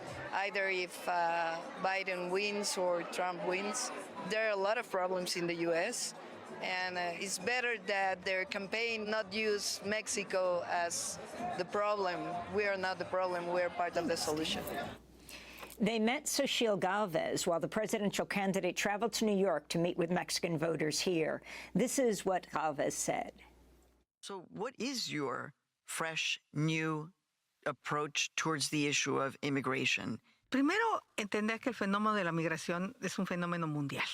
Now, she did not really answer the question, but she did say to us that we needed to understand that immigration is a worldwide problem, and therefore the solution, she said, was to sit and talk. Pues entonces no nos sentemos, no hablemos, no hagamos cooperación profunda, y se van a seguir muriendo jóvenes en este país. She replied that if we don't sit and have a dialogue, young people will keep dying on both sides of the border. Xochitl Gálvez, the other Mexican presidential candidate. For more, we are joined by Maria Hinojosa, the Pulitzer Prize. That's brilliant.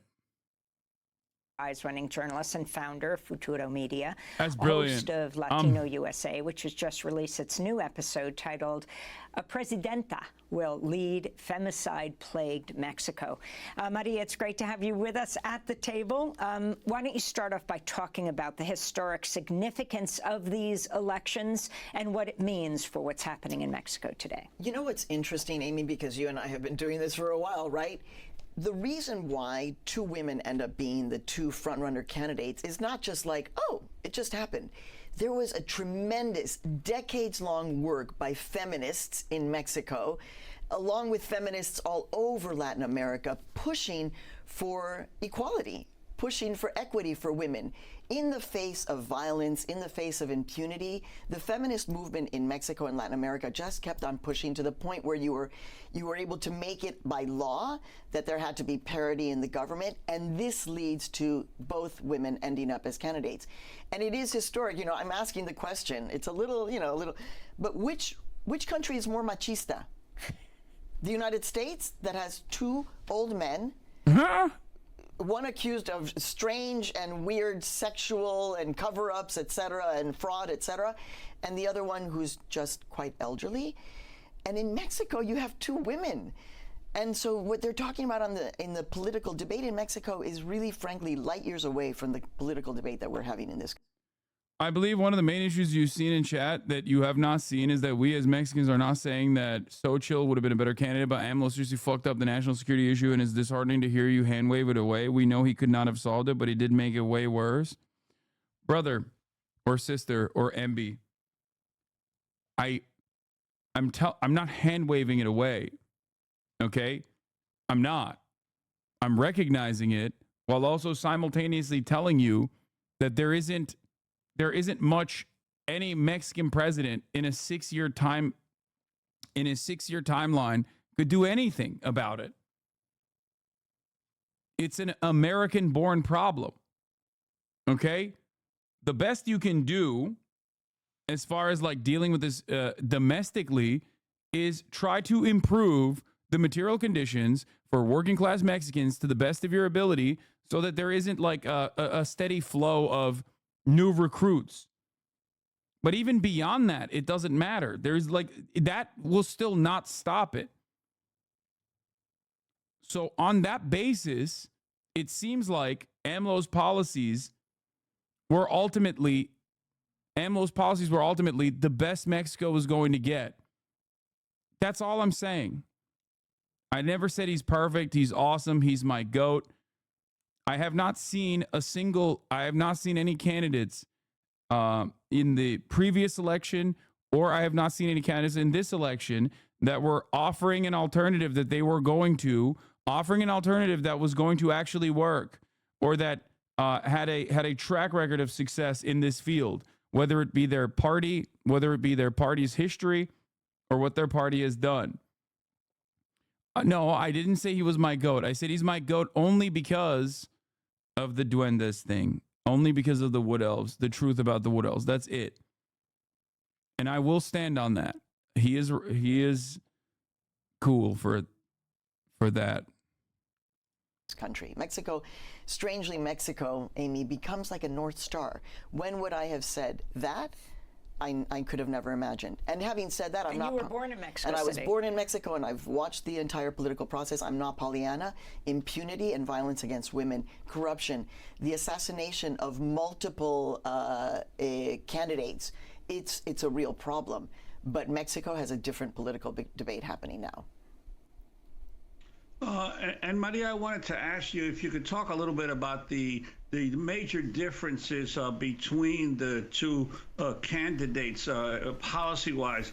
Clearly, Claudia Sheinbaum is being supported by the current president, AMLO, and she appears to have a very big lead in the polls. But your sense of their differences? So they will both say that they are from the left. Xochitl will say that she's center-left. Claudia Sheinbaum will say that she's obviously more to the left. The policy differences have to do kind of with the historical differences between their 2 parties, as it were. The Morena party, which was a street activist movement that now has ended up in the presidential palace, versus you have the PRI and the PAN. These are the 2 oldest parties in Mexico. It would be like the Republicans and the Democrats getting together to support a candidate. It is a very strange coalition. And so what they represent is actually these 2 very different parts of American history. Having said that, there's a big critique that Claudia Sheinbaum will continue the policies of AMLO. She responds in a retort that's saying that's a misogynistic question. You're saying that because I'm a woman, I'm only going to follow what a man has done before me. Xochitl Galvez says that she's going to change things, that she will root out corruption, that she has a vision. But interestingly, Juan, when I was with her and spent an hour with her, and 2 days later, I was trying to process, like, what really happened in that hour-long interview? What were we able to get at? What does she really represent? And I came to a strange conclusion. It is strange, but I feel like her entire candidacy is strange because of these parties supporting her. And I said, it's like she's the Sarah Palin of Mexico. The center-left Sarah Palin of Mexico, in the sense that she's kind of like, hi, I'm here, and I just kind of ended up as the main candidate here, and I'm bright, and I'm smart, and I'm a survivor, and everything is going to be fine. And it's like, Mexico is much more complex than that. You know that. Why do you continue to kind of do this performative political stunts? Even here in New York, she ended up riding her bike to the New York Times for a series of interviews there. I mean, one, she wasn't wearing a helmet. Who rides a bike in New York without a helmet? People say Xochitl is center-left because she had to shift their policies a lot to the left to be able to slightly compete with Morena, because the common Mexican person despises PRI and PAN because the country's history and plugged-in politicians getting rich off people's tax money, which is very stupid because she's neoliberal at best. Helmet. And also, why do you want to ride a bike in Times Square? So she does that, and people kind of pick up on these performative acts that she does. No! And also, I wanted to ask you about the importance of the Mexican diaspora in the United States. For several years now, Mexicans abroad who are Mexican citizens have been able to vote in the election. Can you talk about the kind of interest there appears to be in the U.S. in Mexican communities?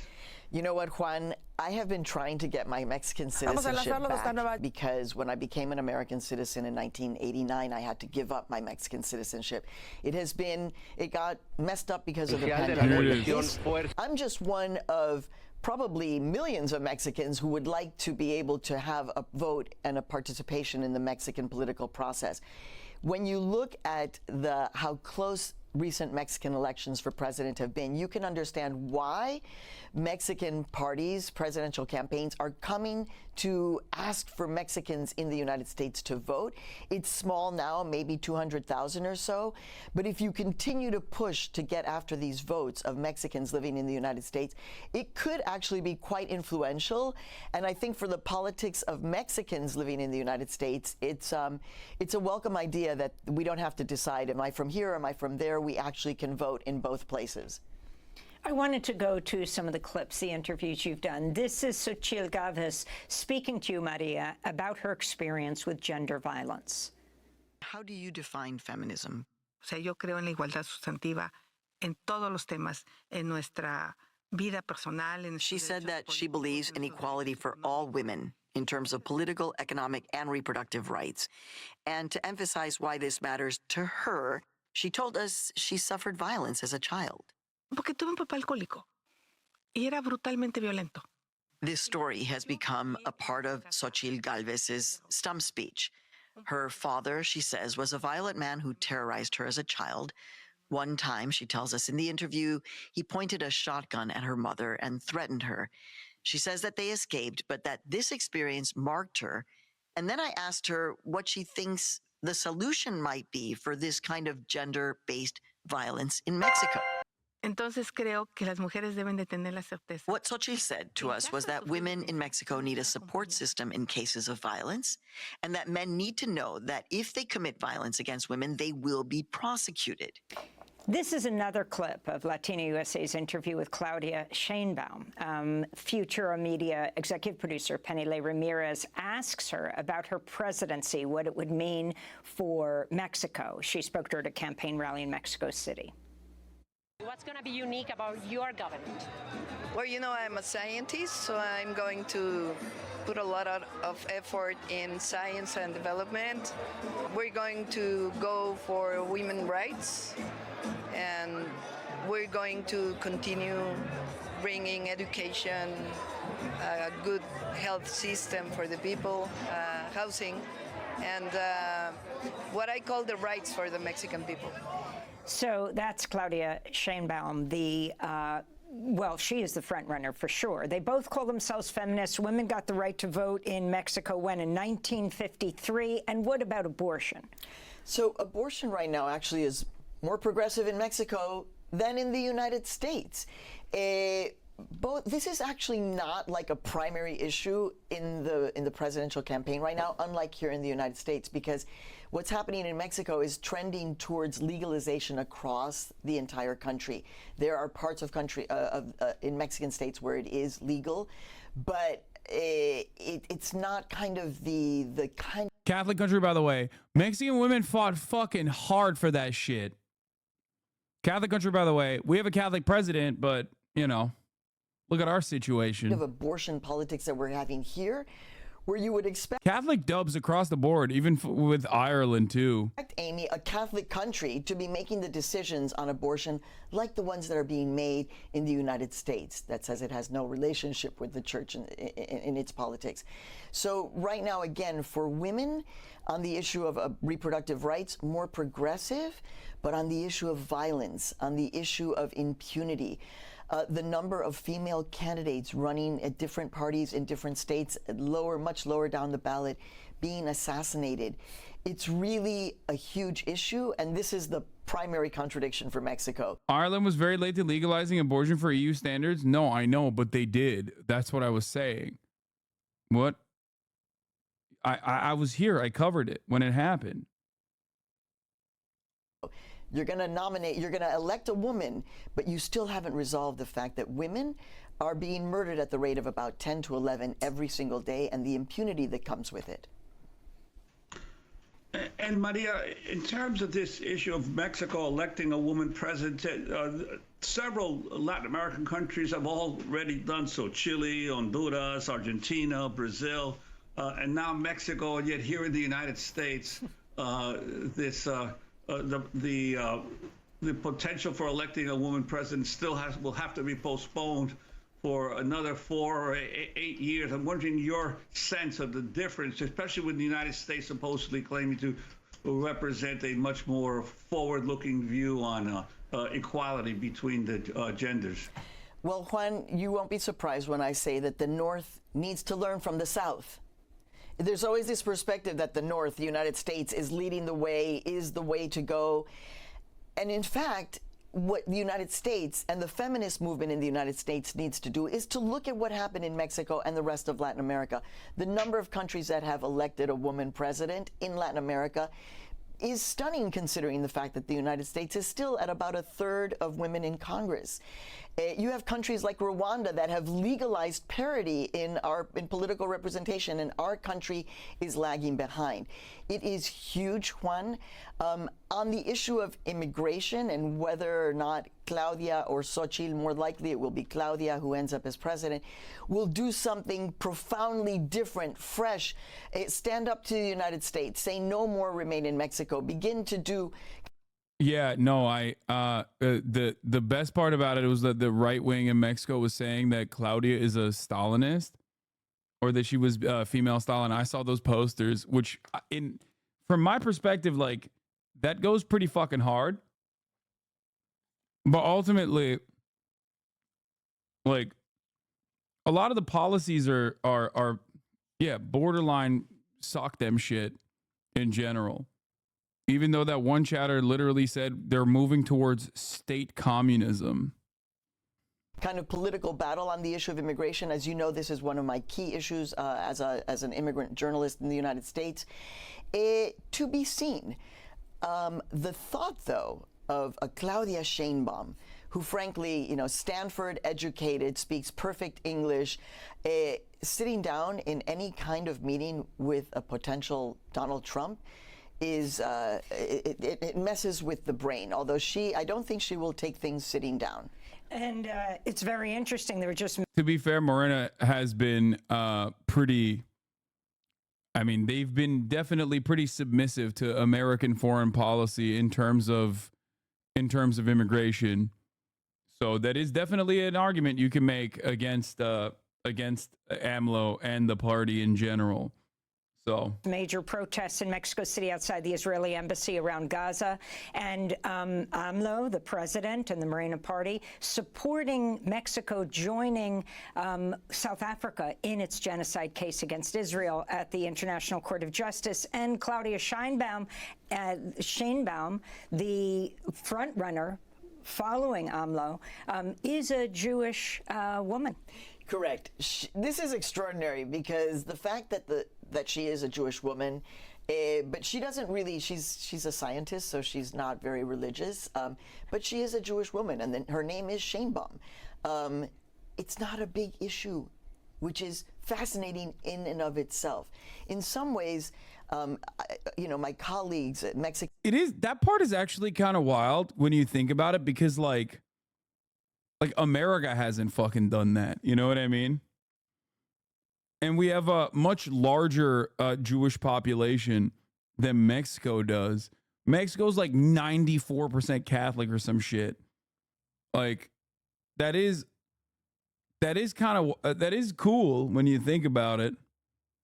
Way to go, media, and typecast all Jews as Zionists. Wait, what? I don't think Democracy Now! Would never do that in a million years. And no, I haven't seen anything from her that is... I have not seen anything from her, from Claudia, that says that she is like pro-Israel even remotely. The only thing I've seen is that a bunch of fucking right-wing accounts that are like supposedly pro-Palestine talking about how she's a Jew. That's it. And how she must be Zionist, which is ironic. Ironic considering that like AMLO, as we discussed at great length yesterday, AMLO was definitely more ambiguous about Israel, despite his own party not being so ambiguous and being very critical on Israel. He himself personally was much more ambiguous, refused to call it a genocide, yada, yada, yada. And part of the reason for that is, I suspect, because of the contracts that AMLO has with Israel. Very importantly, that that sweet Pegasus surveillance technology that AMLO's government has used on top of the military contracts as well. Israel sells a lot of weapons to Latin American countries. Israel also sometimes sells its surveillance technology, Pegasus, to Latin American countries in leadership. So that definitely is part of the reason why I suspect AMLO is, not as overtly critical of Israel, despite the fact that it seems like Mexico in and of itself, the ones that do care about the Israel-Palestine situation are definitely not pro-Israel. Mexican journalists in many ways are leading this conversation of how you cover politics and you don't play into authoritarian and propaganda games. For example, there might have been journalists who wanted to kind of fuel the fire of saying, but she's Jewish. It hasn't really been an issue. And what's more interesting is that Claudia Sheinbaum and Xochitl Galvez, both of them wearing huipiles, which is the traditional indigenous Mexican, you know it because of the embroidery. This is the fact that both of them are like, we love indigenous women, we love our indigenous roots. Again, fascinating for Mexican politics, which again, to me, that would be the word that I use in terms of Mexican politics right now. Like as far as Claudia's opinions on Palestine goes, I would suspect that if she were to move to a less critical place in terms of Israel, it wouldn't be because she's Jewish or whatever the fuck. It would be because she is representing a continuation of AMLO's policies.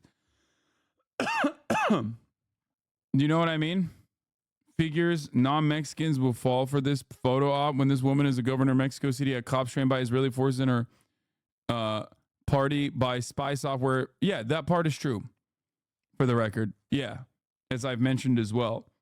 So her continuation, her opinion on what do you call it? Her personal opinion, I don't know in terms of Palestine, but as far as like this shit goes, it's classic.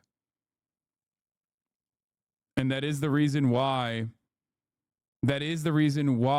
I suspect AMLO was also critical of Israel, but not as critical as other Latin American countries.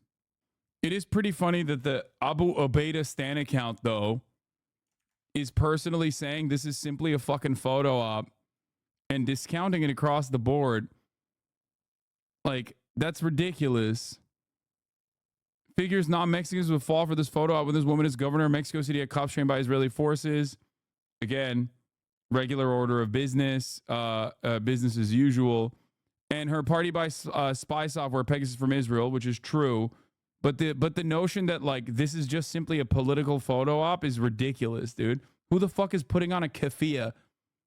What politician is like, this is not the kente cloth, okay? This is not Nancy Pelosi kente cloth. When you put the fucking keffiyeh on, it means it is far more significant than Nancy Pelosi putting on the fucking kente cloth, okay? No, Nancy Pelosi in 3 months? Fuck no. That's precisely the reason why the Democrats don't do it, as a matter of fact. That's ridiculous. That is actually, unironically, that is ridiculous, okay? Yeah, there's a reason why Democrats don't do that aesthetic, the aesthetic posturing of, like, being pro-Palestine.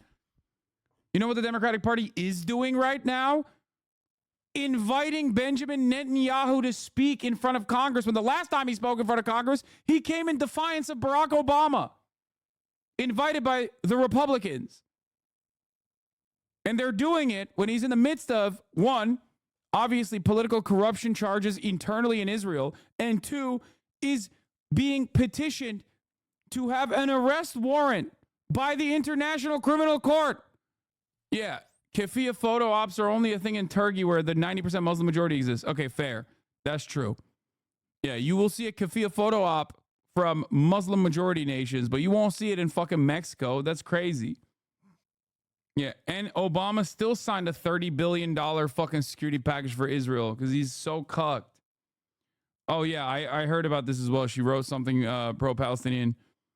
Claudia Sheinbaum, expected to be elected first female and first Jewish president of Mexico today, wrote this in an editorial during Israel's previous war with Hamas in 2009, in which the death toll of civilians in Gaza was very high. Because of my Jewish origin, because of my love for Mexico, and because I feel like a citizen of the world, I share with millions the desire for justice, equality, fraternity, and peace, and therefore I can only see with horror the images of state bombings, she added at the time, adding, no reason justifies the murder of Palestinian civilians. Nothing can justify the murder of a child. Now, once again, like I said, her opinions might have moved more to the center on Israel as a consequence of AMLO's opinion and security contracts they have with Israel. Okay? But it's not because of her Jewish origin or whatever the fuck people are trying to say. Do you get it? Do you understand? Mexico, principles on foreign policy are constitutionally recognized. It includes non-intervention in domestic affairs of other countries and peaceful resolution of conflicts. Even if she is Jewish, Mexico will keep a neutral stance on 99% of foreign conflicts. In any case. Fascinating. That is not the term that I would use when discussing U.S. politics at all. And Maria, finally, in terms of the legacy of Andrés Manuel López Obrador, obviously he came into office with a lot of hopes of progressives around the How much leverage does Mexico has on Israel? It's like every other country, dude. It's like fucking the same shit with Colombia. You know what I mean? It is yet another avenue of pressure. Anytime a foreign nation says that they are participating in some form of BDS, whether it's the B or the D or the S, every point of pressure helps. If you think entire nations coming out against Israel's genocide isn't significant, then why the fuck are you protesting in the streets in the United States of America? Obviously, at the end of the day, the only country with any sort of serious moving power would be the United States of America. Okay, that's it. It's not the ICC, it's not the ICJ, it's not the UN, it's the United States of America. The United States of America is the only country that can rein in Israel, which is why I'm so critical of Joe Biden. But having said that, all of these other countries making Israel out to be a pariah for its ethnic cleansing campaign upon the Palestinian population or the apartheid will unironically cause America to reconsider its unconditional support. Just like you going out in the fucking streets and protesting will make American politicians greatly withstand a political penalty potentially, or at least fear a political penalty potentially. Okay? The hemisphere He remains very popular, but of course he's under a lot of criticism for his handling or his mishandling of the femicides, of the killing of journalists, of his dealings with the United States in terms of immigration. Your sense of how he will be remembered and what were his accomplishments?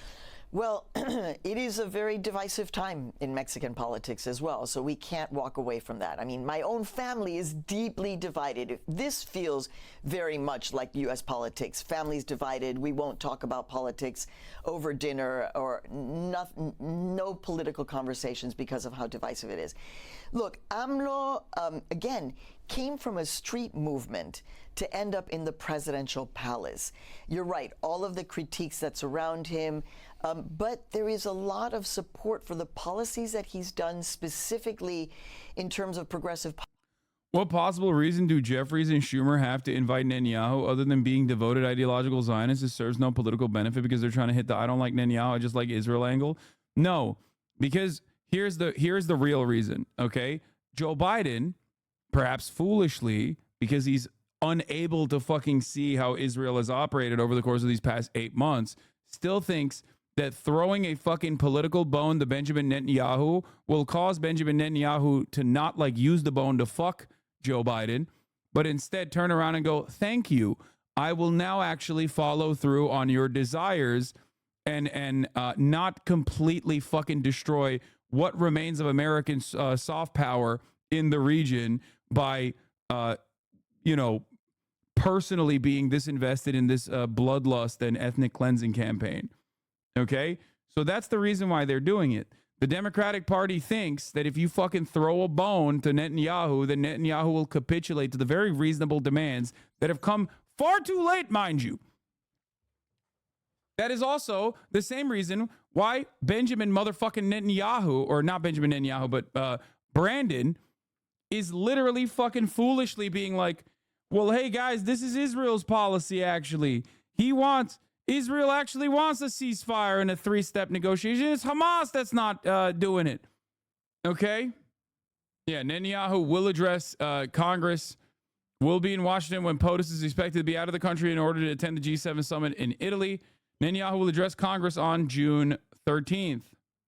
Meanwhile, the boycott are working according to the chairman of the Israeli Security Authority for investors who have withdrawn 34 billion shekels from the Israeli economy since October.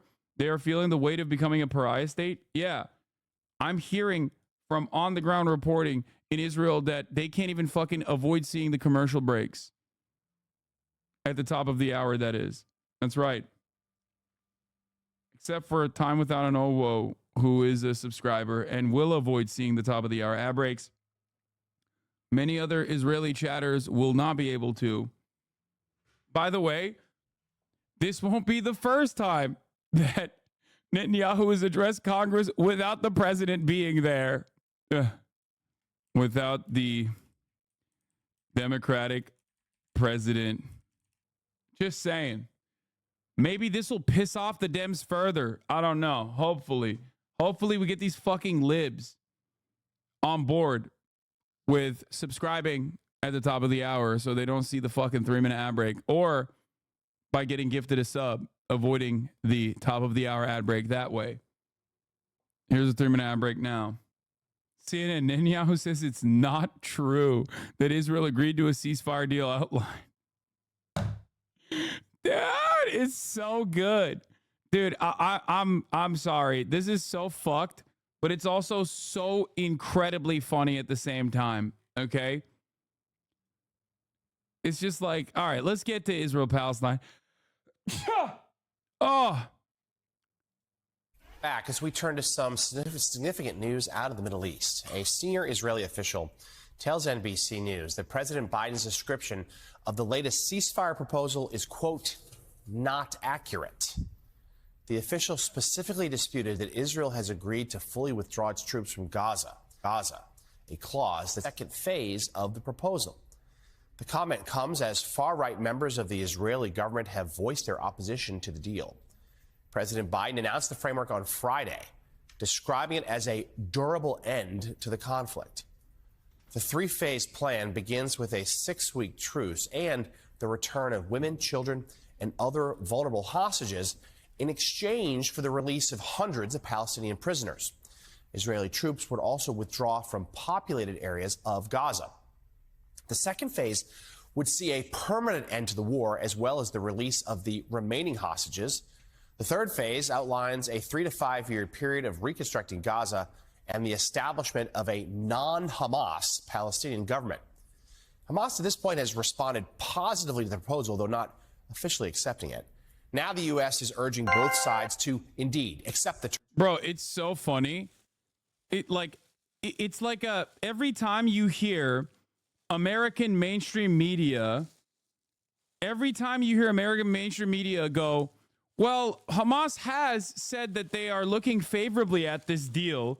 I wonder why, because it's literally fucking identical to the deals that they've presented for months now. Okay. Anytime MSNBC says this and Israel turns around and goes, fuck no, we're not accepting this deal, and they have to report on it, that is a major blow to Israel's PR in the Western world. It is a major fucking blow. Okay? A ginormous blow. It's great. I personally think that Brandon kind of cooked it a little bit, thinking that they could get away with just being like, yeah, it's actually Hamas that doesn't want a ceasefire, guys, which is what they've been doing since fucking October 10th, okay? They have lied since October 10th, being like, we really, really, really want a cooperative agreement here, and we really want a ceasefire, but Hamas just keeps fucking it up, okay? They keep saying that over and over again, and I keep malding over and over again, but now it's getting to a point where, like, even the dumbest of Americans will look at this and go, what the fuck do you mean Hamas is not cooperating? I'm looking at MSNBC, and they say Hamas is actually looking positively at this deal. They've said it themselves. Why has this ceasefire deal been confusing? Because there is too much political pressure for unconditional support for Israel's genocide. And therefore, Brandon had to fucking come out and say something. And what he ended up saying was a miscalculation, I think. They most likely thought we could we could change political discourse once again by just simply lying and saying that, like, Hamas is not negotiating in good faith or negotiating at all. The real problem, or the real confusion, stems from the fine print of the deal. Israel, okay, here's how it works, okay? Kaya, out. Get out of there. Get out of there, lady. Wait, fuck. Okay. So here's what happened. Okay, here's what happened. Israel suggested a deal that looked aesthetically similar to the Hamas proposals so far to the American government. Okay? Biden then took the deal and bolded certain aspects of the deal that Israel had not agreed to or thought that Israel could, like, hide away in the fine print. Specifically, the hostage negotiations between phase 1 and phase 2 and the permanent ceasefire that comes in phase 2. The immediate ceasefire in phase 1 and the permanent ceasefire in phase 2. Israel thought that they could get away by being like, yeah, we'll do talks. We'll start the negotiations process, and we'll do the best we can to well, we won't stop fighting. We won't stop bombing. But maybe we'll, I don't know, maybe we'll start considering whether we'll stop bombing or stop fighting. Biden took that deal and was like, great, say no more, fam. It's actually fucking permanent ceasefire. When you come out swinging with those statements, obviously the population is going to look at that and go, oh, thank God Biden is finally doing something, right? Especially because so many people no longer have the same appetite for death and destruction after 8 months of baby murder. So now we're at an impasse where Israel did actually fucking present a deal, but Biden kind of cooked it by bolding some of the key parts that that people actually only care about. People don't care about the minutia of how the hostage swap is going to happen. They care about a ceasefire more than anything else. So if Israel won't cooperate on that front, then all of a sudden they're cooked. Yes, Ryan Grimm's assessment on the issue is actually pretty solid.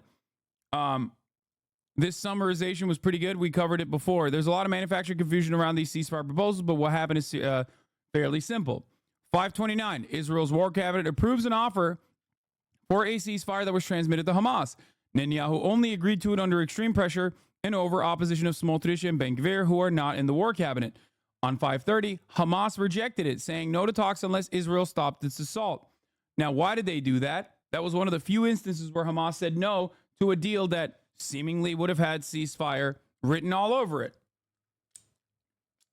The real reason why they did it, at least Ryan thinks, and I don't necessarily disagree with him, was because Hamas saw the amount of political pressure that Israel was receiving as a consequence of the Rafah tent massacre and knew that they could get more solidified terms on the ceasefire rather than some wishy-washy bullshit that Israel was presenting. On 531, Biden grabbed the Israeli proposal, which Netanyahu had been happy to see rejected by Hamas, and made it fully public, cleverly but accurately calling it the Israeli proposal, which it is. But Netanyahu hates it. So now Netanyahu is walking back from it while Hamas is responding positively. Now the mediators at U.S., Qatar, and Egypt are putting pressure on both Israel and Hamas to accept the deal. Smotrich and Ben-Gvir, the far-right members, say they'll leave the government if the deal happens. They'll leave Netanyahu to form a government with center-right figures. The proposal laid out by Biden, however, had a major issue for Israel, which was that it had the terms a complete ceasefire on phase 1 and had the term a permanent end to hostilities in phase 2. Benjamin Netanyahu thought that they could have cleverly written out a proposal where they could actually just act like they care about a permanent end to hostilities, when in fact they would not actually remove and withdraw their forces from populated areas in Gaza, by the way, which is bullshit. It should be a complete fucking retrieval, a complete removal of Israeli forces from Gaza.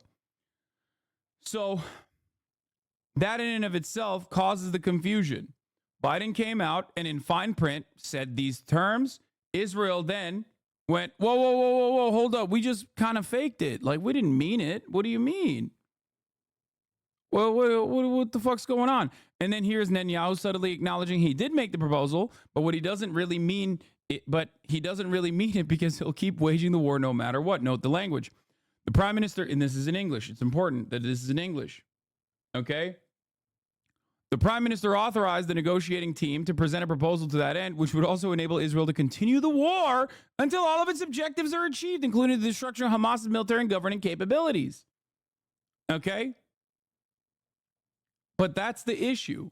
The issue is one side was negotiating in bad faith and personally thinking that they could continue with this narrative that they're doing their very best to put forward a ceasefire, but they made a mistake. And the mistake was to even mention ceasefire at all.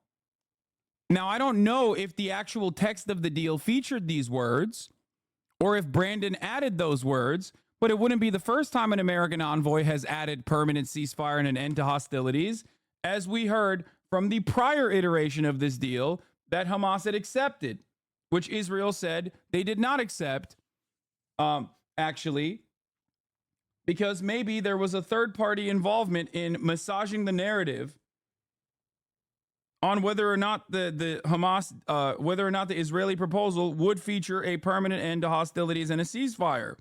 That is, of course, what I believe, what I suspect was the American intervention in the matter, the CIA's intervention in the matter. So now the situation is even more cooked for Israel because people are no longer, like I said, have that same fucking smoke for Palestinian baby murder that they once did in the immediate aftermath of October 7. they're becoming more and more of a pariah state. America recognizes that and is trying to fix the situation. And they're trying to do we're doing what's good for you. But what if they were actually doing what's good for Israel, they would literally just, stop giving Israel weapons and tell them to, finally start listening to America. Meanwhile, all 4 hostages were kidnapped by Hamas on October 7th. Israeli army checking on whether or not they were killed by IDF fire in Han Yunis. I don't know if it's the same 4 hostages or if they fucking murked another 4 hostages. But this kind of shit makes the actions, makes this war less popular in Israel as well. Okay? Netanyahu refuses to show Smotrich and Ben-Gvir the 4.5-page Israeli offer that was approved by the war cabinet, which Biden referred to in his speech. This has led outrage from both ministers. Ben-Gvir said, Mr. Prime Minister, what have you got to hide? If the deal is not reckless and it includes a clause on the destruction of Hamas, why won't you show it to me? The reason can only be one. This is a draft of a reckless proposal as presented by Biden, and now you're trying to legitimize it. Meanwhile, Smotrich called the wartime cabinet decision illegitimate and contrary to the law. This is also interesting because Ben-Gvir came out today and said he had no idea about the specific details of this deal before Biden's speech.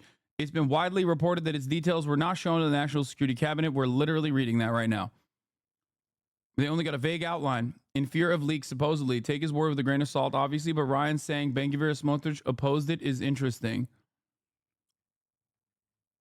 No, Ryan saying Ben-Gvir and Smotrich opposed it is they're saying publicly that they are not in support of any kind of deal that Biden has presented that has the word ceasefire, that doesn't feature a permanent end and dismantling of Hamas's military and political power in the Strip. They did publicly say that. Doesn't matter. They didn't have to read the fine print at all. They are seeing exactly what we are all seeing all around the world, which is ceasefire and permanent end to hostilities being fucking, broadly celebrated and talked about on those terms, on no uncertainty, under no uncertainty. Now, of course, the issue for the Brandon administration is like, they keep saying, oh no, this is Israel's deal and Hamas has to accept it over and over again. Meanwhile, Israel's like, we don't accept it. Fuck you. And I think there's only so much inconsistency that the media can continue with. Because people already heard the words come out of his mouth. And it's too late to put the toothpaste back in the fucking tube. Terms, while cautioning that more negotiations will need to take place, especially when it comes to moving to phase 2, the permanent ceasefire. All this progress would make Israel more secure, with Israeli families no longer living in the shadow of a terrorist attack. And all this would create the conditions for a different future, a better future for the Palestinian people. One of self-determination, dignity, security, and freedom. This path is available once the deal is struck. For months, people all over the world have called for ceasefire. Now it's time to raise your voices and demand that Hamas come to the table, agrees to this deal, and end this war that they began. Of course, there'll be differences on the specific details that need to be worked out. That's natural. If Hamas comes to negotiate, ready to deal, then Israel negotiations must be given a mandate, the necessary flexibility to close that deal. Joining us now, retired CIA officer Mark Palmeropoulos. He's an NBC News security and intelligence analyst. Mark, good morning. Thanks for joining us. So let's get your reaction to this breaking news from a senior Israeli official who says that the president does not quite have the details correct of this proposal, particularly on the idea of moving troops out of Gaza. Do you think, from what we know of this deal, do we think that both sides will eventually take it? Well, Jonathan, good morning. And I think, President Biden, that was a masterful play on a Friday night speech. Particularly, this is the Sabbath in Israel when some of the more, hardline members. This part is so funny that they just keep going. Biden used the weakness. expert play, masterful gambit, sir. He played the Sabbath card. Coalition do not have access to media. And he put forth a plan, which in essence was the Israeli plan. Now, there's going to be some back and forth on this. And, you got to remember, Henry Kissinger once said, Israel has no foreign policy. They only have domestic politics. And in some sense, Biden's move was a reflection of that. But at the end, there might be some back and forth. You also have some Israeli officials over the last several days saying, no, actually, this was what the Israeli negotiating team did put forth. Don't forget that the Israeli negotiating team, along with the war cabinet, was aware of this proposal, but the entire cabinet and Israeli population were not. So lots of moving parts. I think that ultimately the two sides could get together. We've been optimistic before. The last piece on this, and I'll throw this out there, I'm not entirely sure that Bibi Netanyahu has what it takes to do this, but he has a visit to Washington within 8 weeks. There's arrest warrants out for him, but there's a chance for him to kind of reshape his legacy. Will he take this? It really remains to be seen. One tries to be optimistic. At the end of the day, there's It's kind of crazy that this is a fucking CIA guy and he's wrong. He doesn't have arrest warrants out. There's an application for an arrest warrant. I don't think it came down yet. But like that's a wild mistake to make on MSNBC as like the fucking CIA guy. Anyway, like I said, though, it would be cool to follow the letter of the law and show a firm commitment. I would like to see a firm commitment by the United States of America to the rule-based international order. I demand the arrest of this war criminal whose hopefully his application for his arrest warrant will go through, and America will, in an effort of good faith, arrest this man. There's no other plan B. So again, a masterful move by the Biden administration. Let's see what happens next. Let's see actually if Hamas can accept this as well. Yeah, we'll come back to Hamas in a moment, but staying with President Biden and Netanyahu, it did seem like the president was trying to box in the prime minister here a little bit. We know Netanyahu's taking a lot of pressure from the far right part of his coalition to not take this deal. And he's certainly got one eye at all times fixed on his own political future. I don't get it. Isn't this the Israeli deal? Should mainstream media not be asking that question more? Be like, why aren't they recognizing their own deal? Didn't Biden present this as the Israeli deal that Hamas must accept? Kind of confusing. That's the best part about this, though, is that Brandon used the term ceasefire, recognized that it is international pressure at play. He said the entire world is looking for a ceasefire. Now it's time for you to put pressure on your government and a permanent end to hostilities. It's over. You took the fucking toothpaste out of the tube, baby. Israel thought that they could get away with the ambiguity in terms of the hostage negotiations between phase 1 and phase 2. Now, obviously, the part of the problem here, the reason why, like, while it is a good thing that Brandon said this, the reason why I think it was a fuck up for him, personally is because, like, I don't think he, I think he miscalculated what Israel would do. And I think this is going to make him look weaker if Israel continues to do Israel shit. And the rest of America and the rest of the world look to what Brandon said and the lack of enforcement on the Brandon side against Israel when Israel keeps doing Israel shit. That's just going to make him look really fucking bad. So tell us a little bit more here about the dilemma that Netanyahu faces. So he has the more extreme members of his coalition who are now threatening to withdraw from the government if the deal collapses. That's Smotrich and Ben-Gvir. One of the interesting things will be if does the Israeli opposition actually come to the rescue of Netanyahu. It says if he does take this deal, they'll keep the government afloat only for a short period of time. Kind of lots of moving parts here. But again, there's a fundamental disconnect between some of Netanyahu's numerous statements about finishing Hamas off entirely versus what his negotiating team put forward.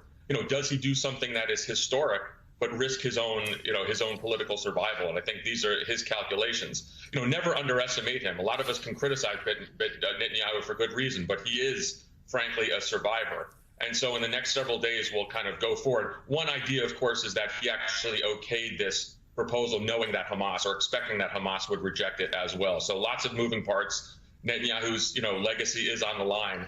And again, don't forget, this is in the backdrop of a visit to the United States and an address of Congress in the next 8 weeks, which will be, have really profound effects both here in the United States and abroad as well. Unclear if Netanyahu will also get a White House invite when he is in Washington later this summer. So, Mark, tell us about, is there a sense that Hamas will indeed reject this?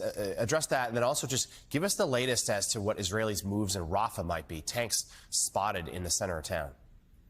Right. So, I think a lot of this, when we discuss this proposal, kind of fails to address the notion of would Hamas accept this deal as well, because there's parts of this where it's unclear if this would be an actual full cessation of hostilities. And don't forget that the Biden administration has also, in essence, given a green light for Israel to go forward with the elimination of, Hamas senior leaders. That's a whole separate kind of intelligence, kinetic campaign. That Hamas is going to be under incredible pressure from the Qataris. I think what the U.S. is really counting on is for both Qatar and Egypt to bring Hamas to the table on this. But again, Yahya Sinwar, who in essence is calling the shots, he's deep underground somewhere in a tunnel in Gaza. What does his legacy, want to be? Is he willing to actually call an end to the war as well? So. We shall see. Finally, on Rafah, you have the Israelis, the Americans, and the Egyptians, the Qataris as well, meeting on this. One of the things that we, certainly the Egyptians want to see is for Rafah to reopen. But I think a lot of this has to do if Israel and Hamas can come to a deal. Yeah, a very delicate moment in this conflict. We, of course, will stay on every single detail. We appreciate the insights this morning from retired CIA officer Mark Palmeropoulos. Mark, thank you again. This news is funded by viewers like you. Please support us. This is actually a really good video. If it's the one I think it is this with David Levy? Yeah, it is. Okay, we'll watch this. I listened to this morning. First phase would last for 6 weeks. Anyway, we're skipping the intro. Israeli Prime Minister Benjamin Netanyahu has not yet publicly backed it. One of his aides said Israel's agreed to the framework of the deal, but no official announcement has been made.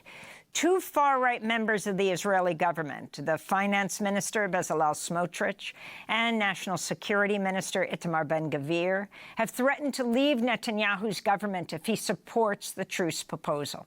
On Saturday, tens of thousands of Israelis, led by relatives. Channel 11 poll yesterday from our Israeli chatter. Only 38% of voters favor Gantz as prime minister, down from 46%, while 30% favor Bibi, up from 24%. Meanwhile, Likud is stable at 21 to 22 mandates, whereas Gantz is down to 25 to 27, down from a high of 41. The opposition polls at about 69 seats, with 61 needed for a coalition. But it's too divided in such a way that it couldn't form a government either. Why in the ever-living fuck would Bibi destroy his career just when he's bouncing back? Of hostages took part in protests calling on Netanyahu not to sabotage the ceasefire deal. On Sunday, I think one of the wildest aspects of what Time Without an Ovo is mentioning here is the fact that Benjamin motherfucking Netanyahu's popularity is seemingly bouncing back with every new dead Palestinian child. Israelis are like, you know what? This guy is our guy, actually. Okay? It is fucking insane. Actually.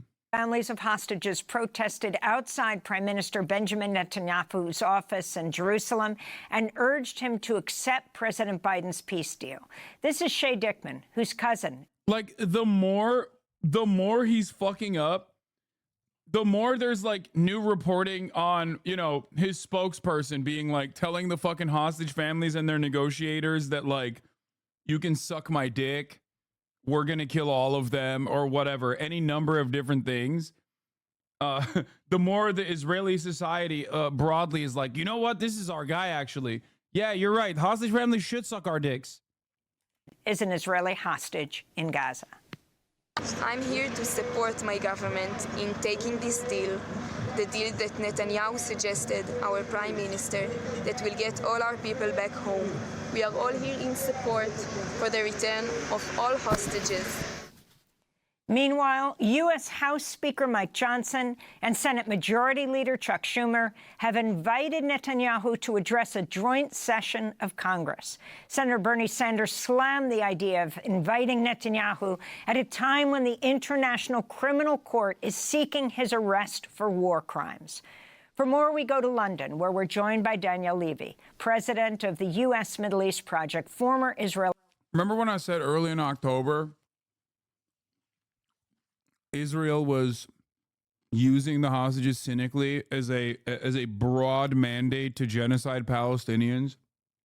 And people were like, wow, Hassan, how anti-Semitic of you. Remember all the other commentators that were chirping at me back then? I ask you to revisit some of my early October commentary. My conversations that I had with many people, even those who I disagree with, and try to understand where I was coming from and how correct I was even back then in comparison to where we're now and what the broader public sentiment is now.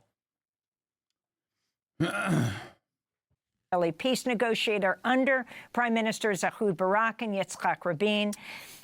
I wrote about this in university, and my professor loved it. He couldn't believe what I was writing, but little did he know I was plagiarizing you. Bro, don't admit that. What if your professor is a Hasanabi head? Welcome back to Democracy Now!, Daniel. If you can start off by laying out what this plan is, the significance of President Biden presenting this plan, and where Netanyahu and Hamas stand on it. Thank you for having me back, Amy. This is significant because it's not something you can do, every week for the president of the United States to say, here's the plan. I don't think he's done it at the most propitious moment. I don't know why he's waited this long. But there you have it. He has set out this plan. What he set out was various phases. It's not something particularly new. I think the crucial ingredients were that President Biden seemed to suggest that this is a package which is a permanent, sustainable ceasefire in the context of the current hostilities. That was a crucial missing ingredient. The other thing was he suggested that this is an Israeli proposal. Curiously, he then went on, considering he said this was an Israeli proposal, he then went on to outline why this was so advantageous to Israel and why, therefore, Israelis should accept their own proposal. Now, Amy, I'm a strong believer that there is sometimes a place for constructive ambiguity in order to advance something, and sometimes one needs a bit of poetic license. In other words, where he gave the Israeli victory narrative, I don't think that was an accurate reflection of reality, the balance of forces, the balance of power, but if that's what will get us to an end to these horrors, so be it. That's Friday night. We then have an initial Hamas response, which talks about this being positive and constructive. We have Egypt's foreign minister today visiting Spain, telling us that Hamas has viewed this positively. I think for Hamas, what they have suggested is the key is making clear that indeed this is the on-ramp to a permanent ceasefire. We had a couple of strange tweets from the Israeli prime minister over the weekend in which he suggested, well, we've got our own. I love that his cadence is like mirroring mine as well when talking about how curious the nature of the Israeli proposal is and how it is in direct juxtaposition with how curiously Israel is now saying that they are not in support of their own proposal. How odd. I'm noticing a direct juxtaposition here with what the fuck Israel is saying about their own proposal. And what they're doing so far is just very odd. I don't know. I can't for the life of me put my finger on it. It's awesome.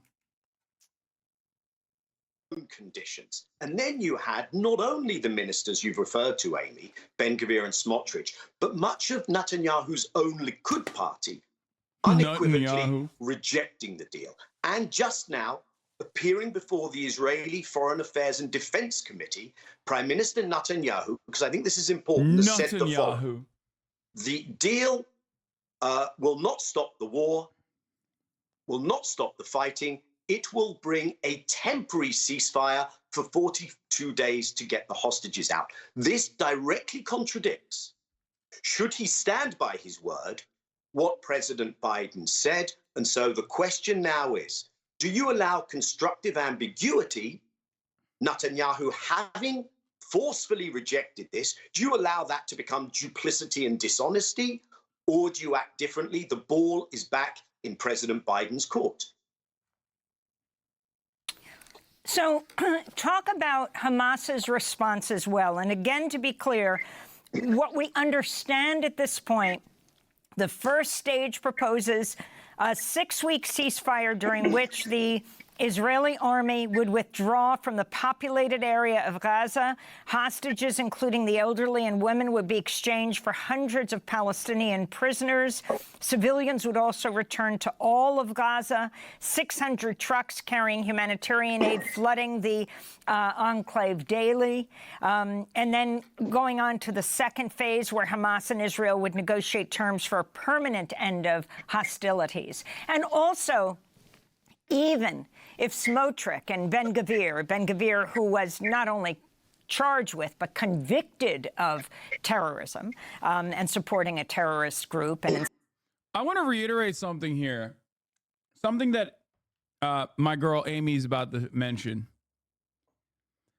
I know many of you prior to October 7 had probably heard me talk about Itamar Ben-Gvir. Whether it be in 2021, but certainly in the judicial reforms that were going to take place in Israel. And at that time, I reiterated something to you that is a matter of the record. It's a part of Israeli law that Itamar Ben-Gvir was too nutty and too anti-Palestinian for the Israeli Defense Force. Now, at the time, you probably just kind of listened to it and went, huh. But now that you understand how fucking right-wing the Israeli government and Israeli society is when it comes to Palestinian murder, now reimagine how unimaginably insane it is that the motherfucking Israeli government was like, yeah, dog, you're a little bit too invested. Because maybe you didn't understand how fucking deep that well of hatred went pre-October 7, but 8 months after, I think you understand how the broader Israeli society views the actions that have taken place. So now think about how fucking unimaginably insane Ben-Gvir is, that at a certain point, the Israeli government was like, yeah, dude, you're, like, we all want to kill Palestinians, but you want to maybe kill them a little too much. Damn, this guy's good.